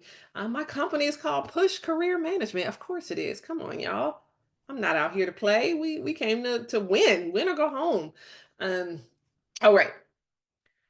Your public profile. So you can hold on. We might have to we'll see. If there are questions, I can always bounce over to live LinkedIn, but give me a second. Let's just kind of finish up on PowerPoint. And then if questions remain, we'll jump over to live LinkedIn. But your public profile, your contact info, um, I don't like people having like access to my phone number and I don't like the whole world to be able to just like call me up, even though I'm a business owner, right? I can't handle. I don't have the infrastructure to be able to handle calls all times of the day or night. So what do I want them to do? How do I want them to reach out to me? I want them to schedule a consultation. And so right at the end of my summary, every time there's like a link or website or whatever, it's schedule a consultation. Here's the link to do that. Okay, I want to make it super easy for people to be able to follow instructions. And when people don't follow instructions, I'm like, okay, I come into the conversation knowing this is somebody I have to kind of hold my kid gloves because they're not because they're just ignorant. They're just like, I don't need to follow the rules. Not like that. It's a lot of people that are just scared. They're just like, "Oh my gosh, schedule a consultation. That sounds so official." It's not even that deep, but it sounds scary. And so I handle them differently with a different kind of kid glove. It's all good. I know because this is what I've been doing for a really long time. Okay. Um yes, use universal language and functional titles. And so if you were known as the, chief transformation officer, nobody else in the world knows what that is. Just you and your company, just you and your people. Everybody else is probably calling you a chief operations officer. And so if it's more universally known as chief operations officer, say that. You could put in parentheses chief transformation officer all you want, but making sure that the more universal, more searchable title is included in the first place. Okay. Nobody in the world except you and yours knows what a chief transformation officer is. It's not something that exists widely. Okay. So hold on. Something happened with let me go back to it. No worries. We're going to figure it right on out. Okay. See, I told you.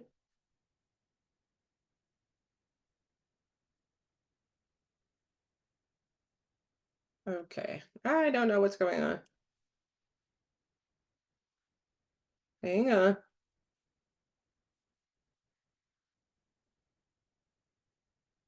I got it. Give me one sec.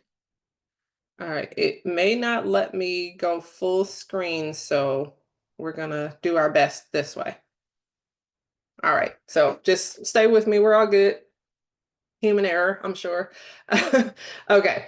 And so with that said, yes, we're using universal language and functional titles. Again, not the place to be clever. Not the place to be clever. A lot of time that is our tendency. We want to try to overinflate the importance of the work that we did. Like the importance of your work is that you showed up and you worked. Call it what it is universally known as, and we're going to be good there. Okay. Relevant skills. And so there's a skill section in your LinkedIn profile that you can add up to a 100 skills.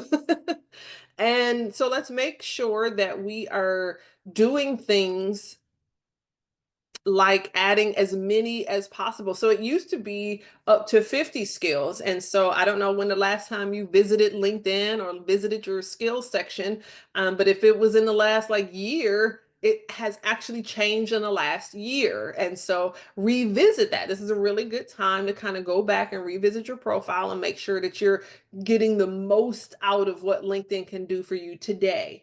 And I speak a lot about what LinkedIn can do from the free version, not necessarily the premium version. I understand not everybody here is in a financial position to invest in LinkedIn Premium.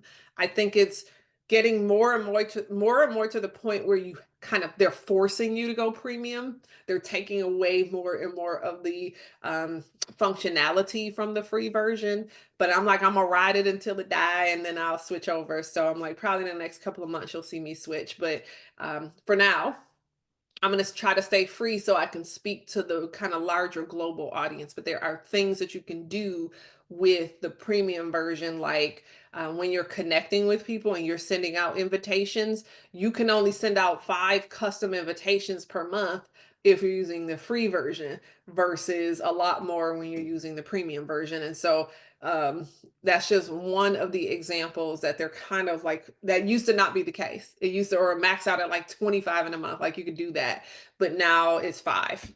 And they do keep counting. They're like, you got one left. So um be mindful of kind of where you want to invest those dollars and if premium is something that makes sense for you. But for now, we're going to just again talk about the free version.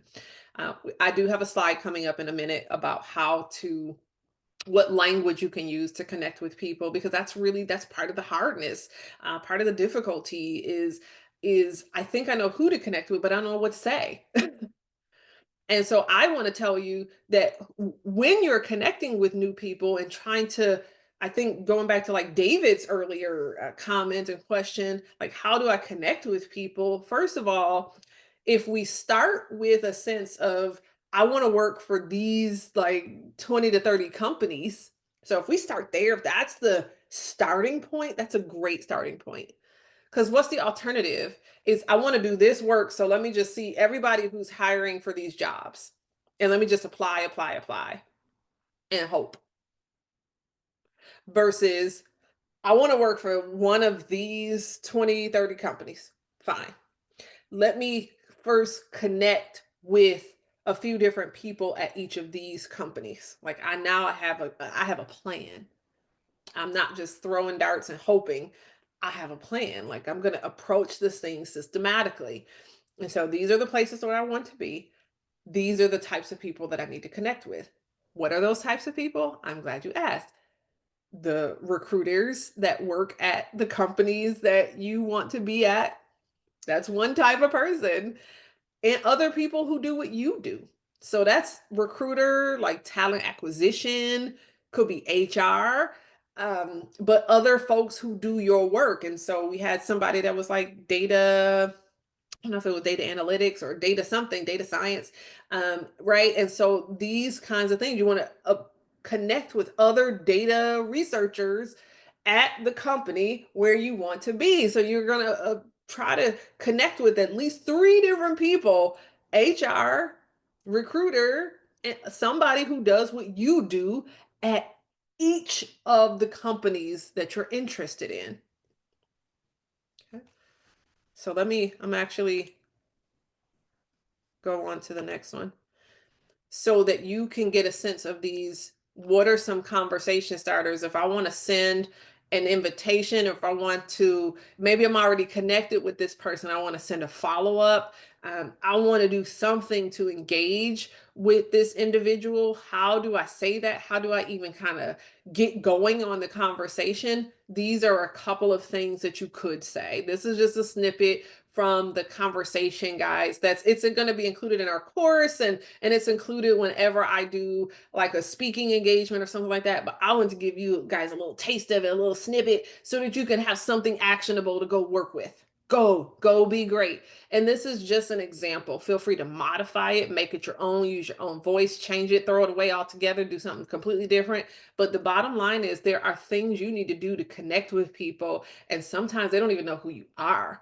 And if they don't know who you are, say like, hey, I can't believe it's been 3 months since we connected on that airplane from Denver or whatever. I'd like to apologize for not following up sooner, but here I am. I find myself in the market for data research opportunities, and I love to connect, see how I can support you, right? How can I support you? Are there any insights that you could share with me, right? So take this and just kind of, this is a starting point, but you'll see that there's special language. Feel free to take a screenshot if you don't want to come back to the recording. But like as a recruiter, like I see you've been posting available opportunities for this kind of role. And I wanted to make sure I demonstrated persistence, let you know I'm interested and available to explore some of these options. I've attached my resume, on and on. So I want you to have language, because a lot of times language and vocabulary is the thing that holds us back from starting, from trying. And I get that, because I was that. I was absolutely that way. Um, I didn't know how to engage with people, so I just didn't. Just didn't. Um, all right, hold on. Cody, you said, I'm not having much let me start again. I'm not having much success connecting with people on LinkedIn. I've messaged several in the space and area that I'm looking at, and many never reply back.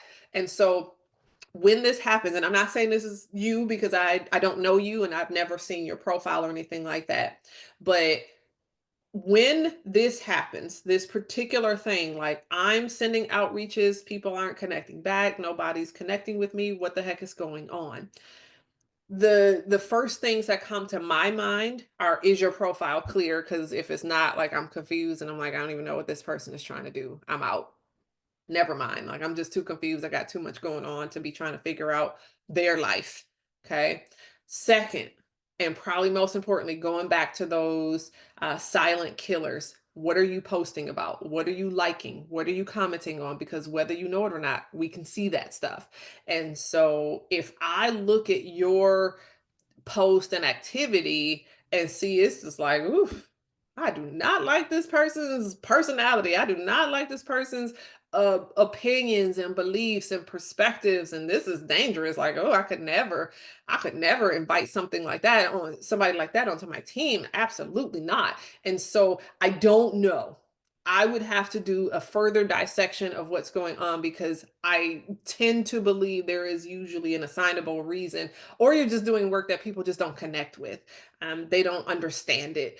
Um, they don't know what the heck that means. So they're just like, is this guy real? Is he a scammer? Like, what is this? And so we sometimes have to, not to say dumb it down, but we have to use again even more simple language to articulate what it is that we do to help the general public understand. So I don't know, it could be a whole host of reasons and I'd have to dig deeper. And so please feel free to hit me up on LinkedIn and I'll take a look. But you say, I think a lot of people ghost LinkedIn once they have a job. It seems a lot of people on the platform are job seekers. Yes, that's also very true. There are a lot of people on LinkedIn that are not job seekers. And so, and there are other folks yet, even folks that I coach, that I see that they're on LinkedIn for the purposes of job search, And I encourage them to stay on LinkedIn because what we don't want to do is let all the network, all the connections, everything just kind of dry all up. And then 5 years from now, we're back in the same cycle again, trying to build a pipeline, trying to reestablish a network from the beginning. Absolutely not. Like, we don't want to have to keep trying so hard every single time, every iteration. We know this is the day and age where, I mean, job security is this is probably the biggest myth of them all. Is job security. So, um, thanks, Wendy. Okay. But yeah, this is real talk. I hope that you guys grabbed a screenshot or whatever you needed from this page, because these are just some helpful, thought-provoking kind of conversation starters that I hope will help you. Okay. I've been out a year and it's simply tough. Yeah, it's really hard to try to restart every single time. And so if we just kind of stay, even if it's, I don't have any expectation that people are like always on LinkedIn constantly every single day. I'm not even on LinkedIn every single day. I am on there maybe like 15 minutes throughout the course of the day, Monday through Friday. I am rarely on LinkedIn on the weekends. Um, I have no expecting that anybody kind of lives and breathes LinkedIn.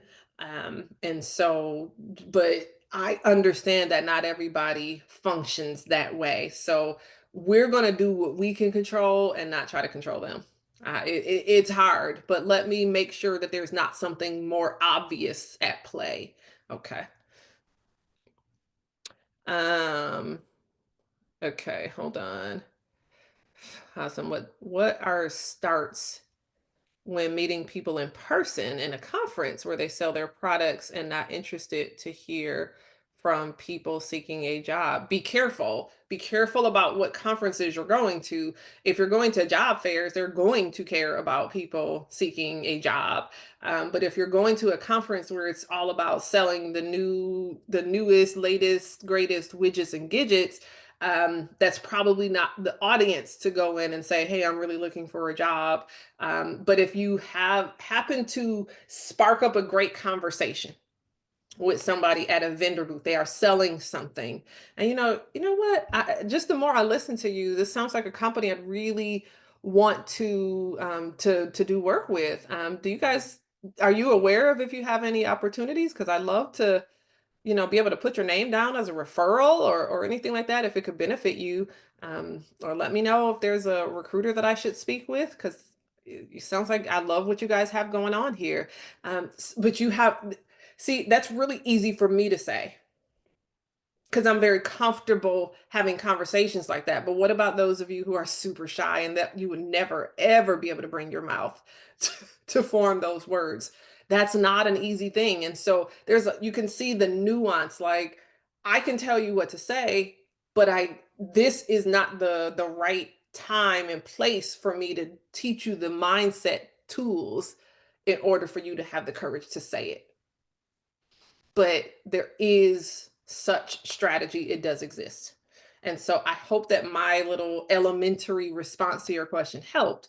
But please know that we all come in different kind of confidence shades of confidence, and it's all good. And so if that can help you, use it. And if not, you may consider like sitting with an advisor or a consultant or a coach or somebody like that that can help you formulate a response that is more comfortable and you're more likely to actually do for you. Okay. Let's see. I have not been entirely absent from LinkedIn. However, what do you suggest to revive that? Start Start right now. Make sure your profile is solid. Um, I'm sorry, I'm gonna go back to the LinkedIn page, but make sure your profile is solid, um, and start engaging with people. So I think if we have time, I'm gonna flip over to like live LinkedIn. So just bear with me and we'll get going. Okay. Would love to connect. Well, I'd love to connect with you. Yeah, I'll have a link at the end for anybody that wants to connect with me. So sit tight, that's coming soon. Okay. Yes. And asking for specific recommendations. Listen, recommendations don't like, they're not like searchable fields or anything like that, but they are difference makers. And so if it's down to you and another candidate and you have really strong recommendations, that could be the thing that tilts the scale in your favor. And so I do believe in asking for recommendation. If you don't have any recommendation in the last couple of years, like today would be a really good day to probably ask for a recommendation from somebody that you trust and somebody that can speak to the specifics of the work that you've been able to do, the difference you've been able to make for their organization. And then when we talk about like engaging on LinkedIn, that means things like sharing relevant articles. Um, it means things like making introductions, like, hey, I thought of you when I saw this opportunity. I wanted to introduce you to this person. I thought that would be a helpful connection for you, right? I love that kind of stuff. Those are amazing. But here's the thing, we haven't, if you are connecting with a stranger for the first time ever, they don't know you, you don't know them, but you saw that they are at the place where you want to be, fantastic. Don't ask them for a job. Don't ask them for a favor, because you have not yet earned the right to ask them that. It's real. A hush falls over the crowd. It's real talk. If a complete stranger says, "Hey Brenda, nice to meet you. Can you pass along my resume?" No. I don't know you. I have no idea who you are. I have no idea if you're going to show up well for this job. I have no idea if you're qualified for this job. Your resume could have been made up for all I know. I don't have any concept whatsoever of your work ethic, your reliability. I have no idea anything about your character or otherwise. So it's going to be a no for me. And hold on, let me see. Let me see what's in the chat. Yeah, truth that. And so even stuff like, can I have 15 minutes of your time for informational interview? I don't know you. I don't owe you 15 minutes of my time. But if I see that you've been engaging with me, if I see that you've been liking my content and sharing my content, and we've had a few messages exchanged over the course of months, and now I'm just like, you know what? Okay, I can get this person 15 minutes. There's no harm in that. Here's the deal. Ask them for the 15 minutes, take only 15 minutes. Don't do that thing where just because they kept talking, you're like, well, they didn't say it was over. We could just keep going. No, just I want to be respectful of your time. Thank you so much for answering my questions. If anything else comes up, I would love to hear your perspective, or love to be introduced to anybody else you think would be helpful to have a conversation with.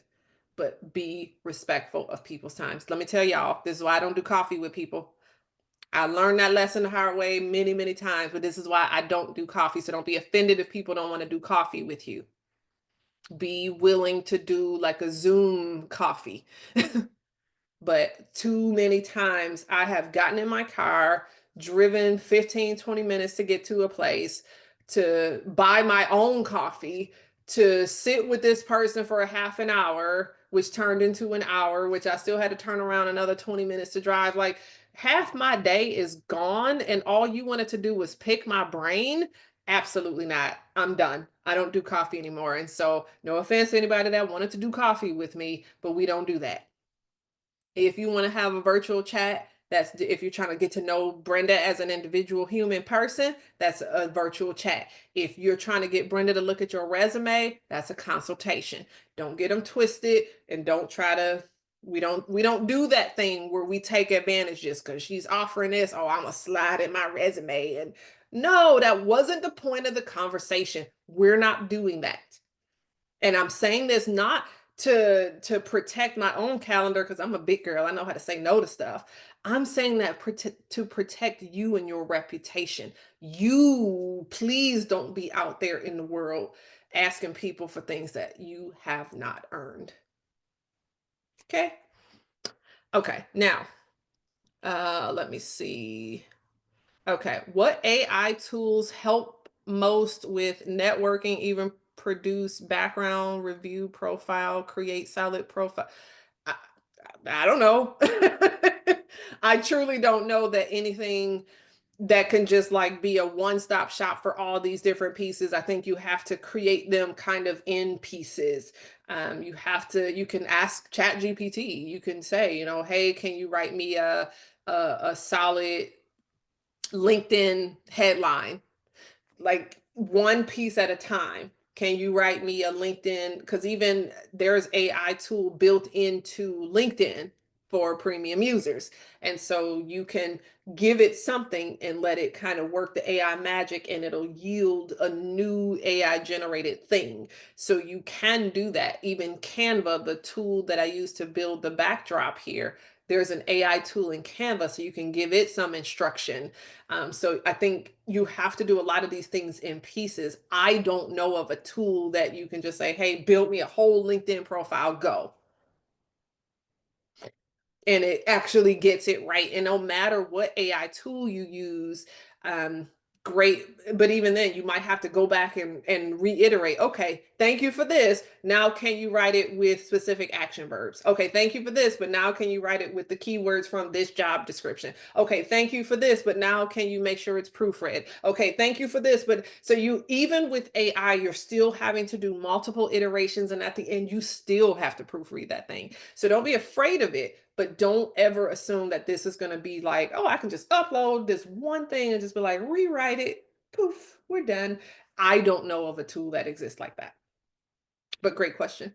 Okay. And then fun tip. Okay. How should I convince the senior staff board directors to give me a chance to work with them? That's Be careful. Be careful. Um, because a lot of times we want people to give us a chance, even if we haven't earned that chance. And so just be careful. I'm not saying that about you, but just being careful. I sent my CV to an organization that I'm interested in working with, and I was invited to discuss with them tomorrow, but I don't know how I should prepare as I have no experience working with this kind of organization before. I used to work for Public and Academic Institute, but this organization is private. So I'm not sure how to deal and negotiate with them. Okay, so it sounds like you have done this kind of work, but just in a slightly different institutional atmosphere. And so don't be afraid of the fact that this is private and the other things that you did were public and whatever. Don't get hung up on that detail. Focus on the things that you have done that were in common. And sometimes it's going to boil down to you asking questions. I think this is probably more of a interview skills class kind of conversation question. So it's a great question. I think it's just a little bit beyond the scope of this conversation today. I'm so sorry. I can't go deeper because I have to honor the time that's dedicated for these subject areas. Thank you for the question though. Okay. It can do it, as Brenda said, you have to break it up and play with it to get it right. Yep. And then AI is tricky. You must proofread AI outputs. I like it so far for breaking through writer's block, but 90% of the time I'd say 100% of the time you have to edit the output. Never, ever, ever totally rest in what AI produces for you. Heck, don't even 100% of the time rest in what a professional writer will write for you. I'll tell my clients, take a couple of days, review everything, make sure, share with me if you have any edits. Because even as a professional person who is trained and all the things, and we go through a specific process, I still get stuff wrong. And so don't ever rely on any tool or person other than you. You are the one who knows you best, period. Okay, good. All right. Oops. And then let's see. We did the conversation starters.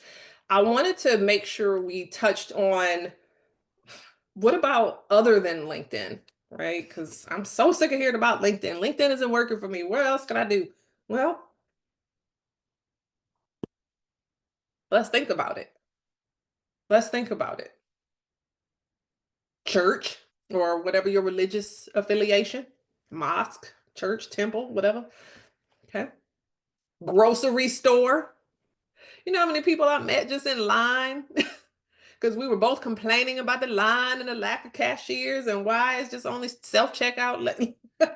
And we be big mad, and we're just laughing it up. And before you know it, what do? Oh, you were fun. I'd love to stay in touch. Okay, well, awesome. We should hang out sometimes. Isn't this what we do? We should hang out sometime. When? I don't know, but sometime. Sometime is code for never, y'all. So if it's not scheduled, it's not a meeting that's going to happen. And so if you meet somebody at the grocery store, at the beauty salon, in the line at the waiting room or whatever, all these things, you can read this stuff, but when you meet these people, they're interesting, they're amazing, there's a special connection. You say you want to keep in touch. One of the best ways to do that is through to, actually send them a LinkedIn connection request or Facebook or Instagram, whatever they're into. Okay. Um, Whatever you guys have decided on together is going to be the right move. But like sometimes in-person events, right? Don't forget to show up in person sometimes. There are events with like Better Business Bureau. There are events with like career connectors. There are events at like Arizona at Work. There are going to be lots of events going on. Some are going to be virtual. And so when I show up to something like this and say, hey, everybody, if you're willing to turn on your camera, this is what we're talking about. Like, show up, show me your face. Because the problem is, I don't know anybody. I've been talking to myself this whole time. I know a few people's first name because you're in the chat, but I can't associate your face with anything.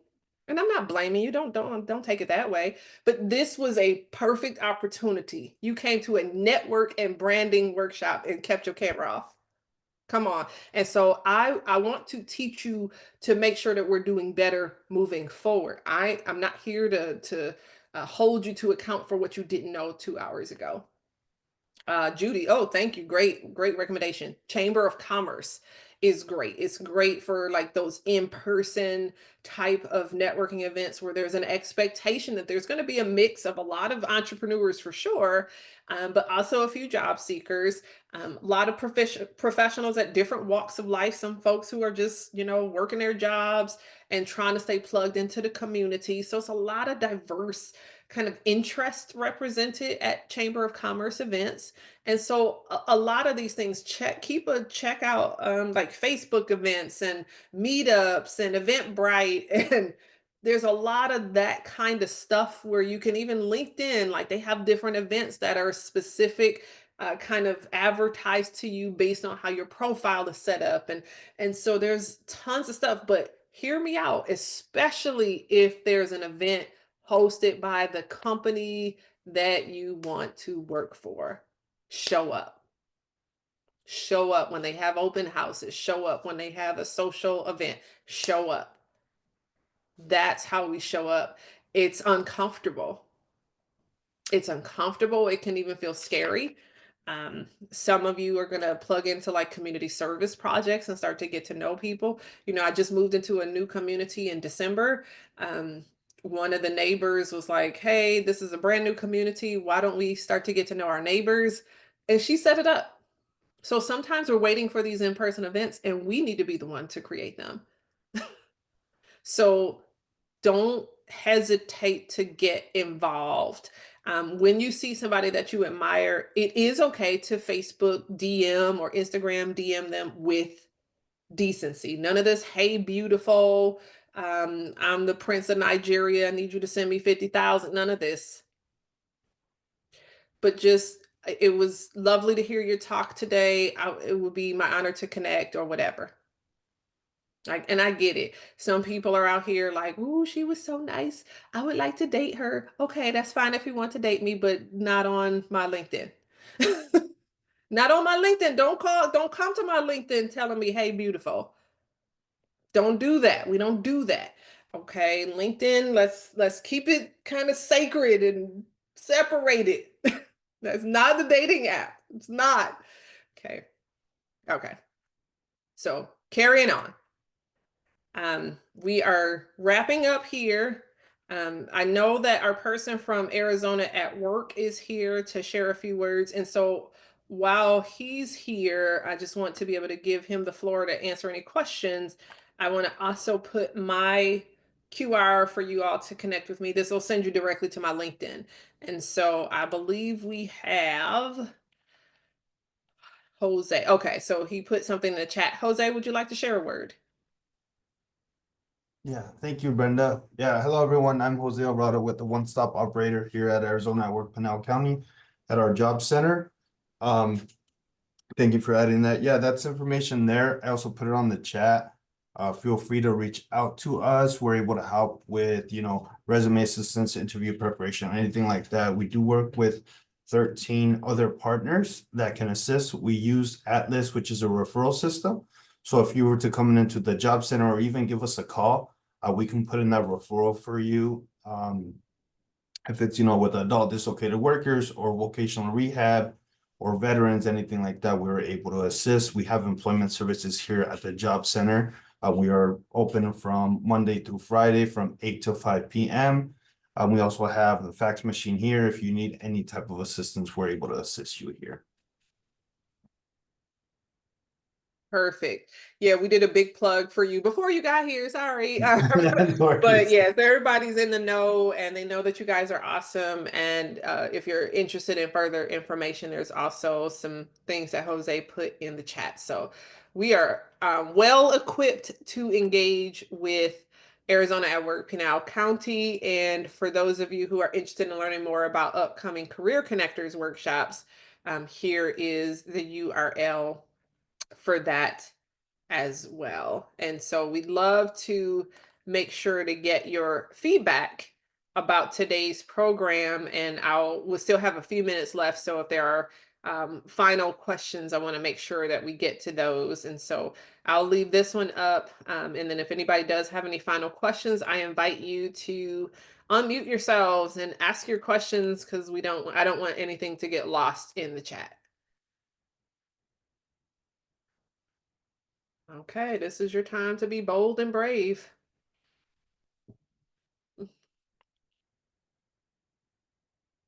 So we're not going to be bold and Hello? brave?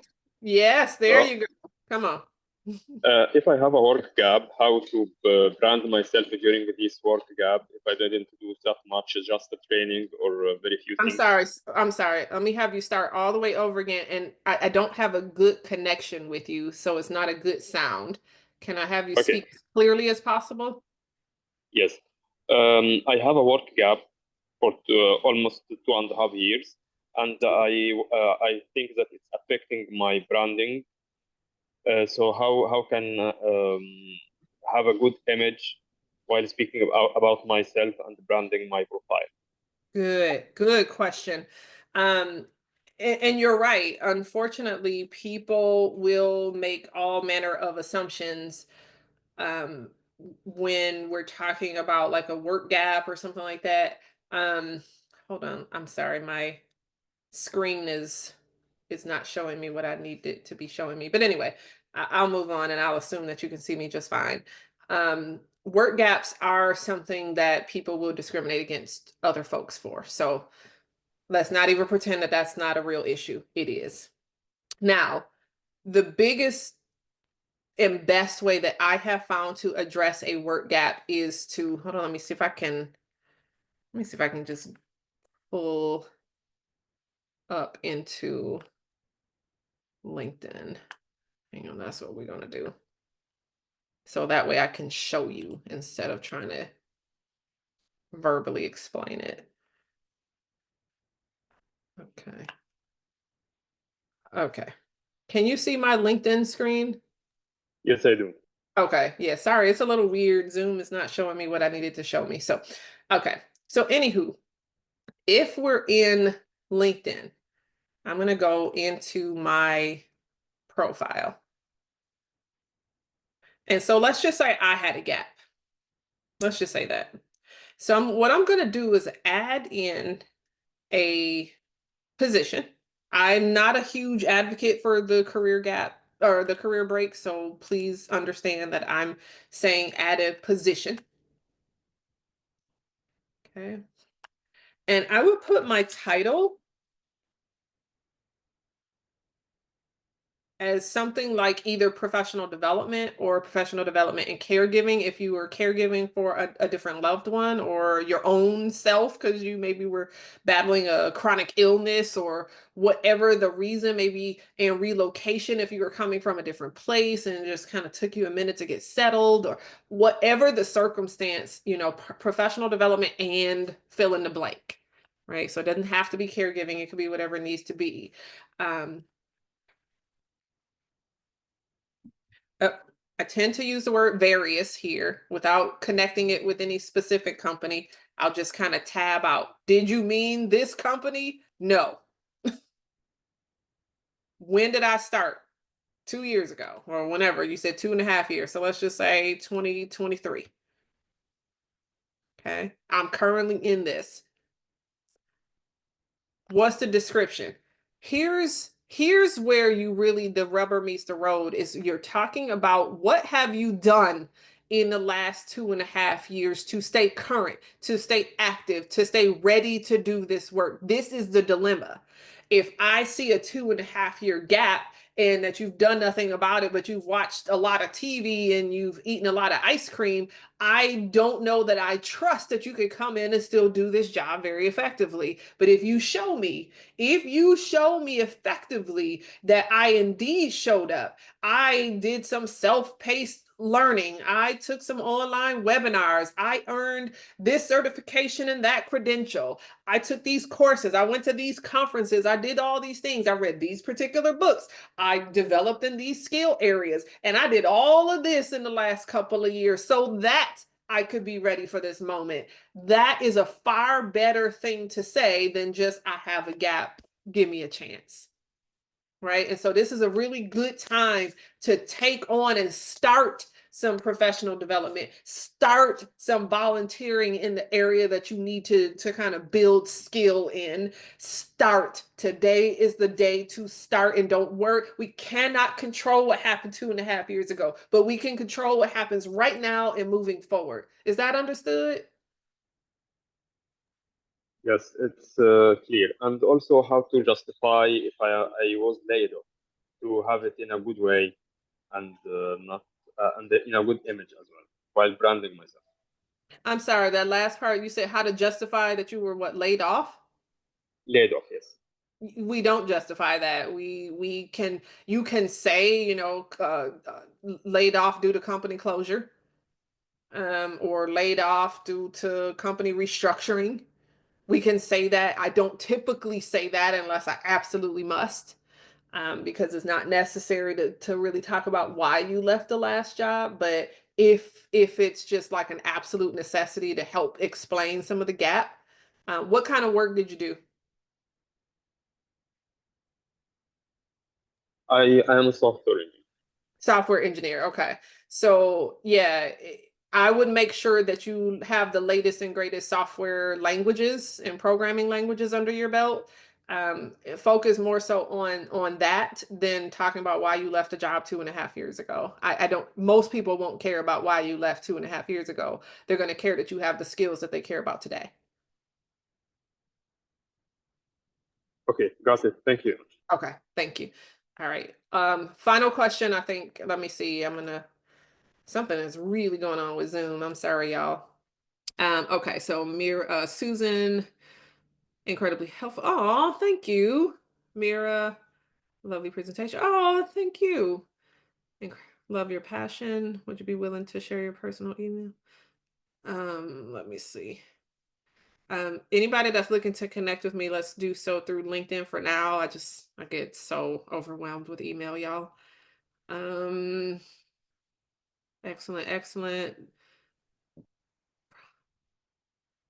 Awesome. Yes. Oh, thank you, Eric. This is a great pointer for Hassam. If you have projects in GitHub or other certificates you've achieved during your time off, you could point to those as well. Great ad. Thank you. Can I comment on the on the federal layoffs coming? So I actually did. I dove into a webinar that was specifically built around the kind of changing federal landscape. So typically I don't talk about federal resumes, but this is the opposite. This is folks that worked in the federal government that are now looking for civilian sector opportunities. And so they need kind of more civilian corporate resumes. So I wanted to make sure I was ready to talk about that kind of stuff. And so some of the thoughts that were shared, certainly that you guys have to understand there is going to need to be a conformance to the more corporate looking resume. So please, I say this not happily, I say this out of necessity, kind of conform to the corporate job search.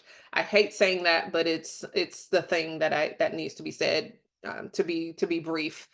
Um, One of the most interesting points that was brought up is that a lot of folks are going to start trying to flock to these big major global international brand companies and kind of things, and we want to be careful because they're going to be so super saturated with interest, with applications, with hiring. They're going to be super saturated. And so the kind of the underdog, the smaller mom and pop type shops are being kind of overlooked because folks think they can only get paid through the bigger entities, the bigger agencies. And so I'd say don't forget to pay attention to some of the smaller entities out there, because you'll probably find at least an easier, smoother transition.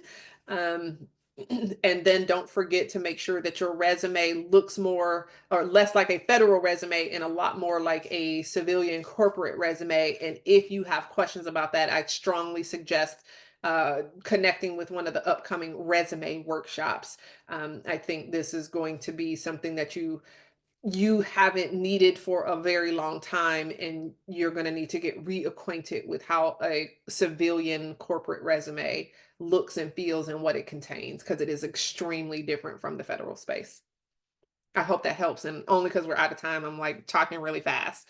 But that was my comment. I hope that those who are going to connect with me have done so or will do so.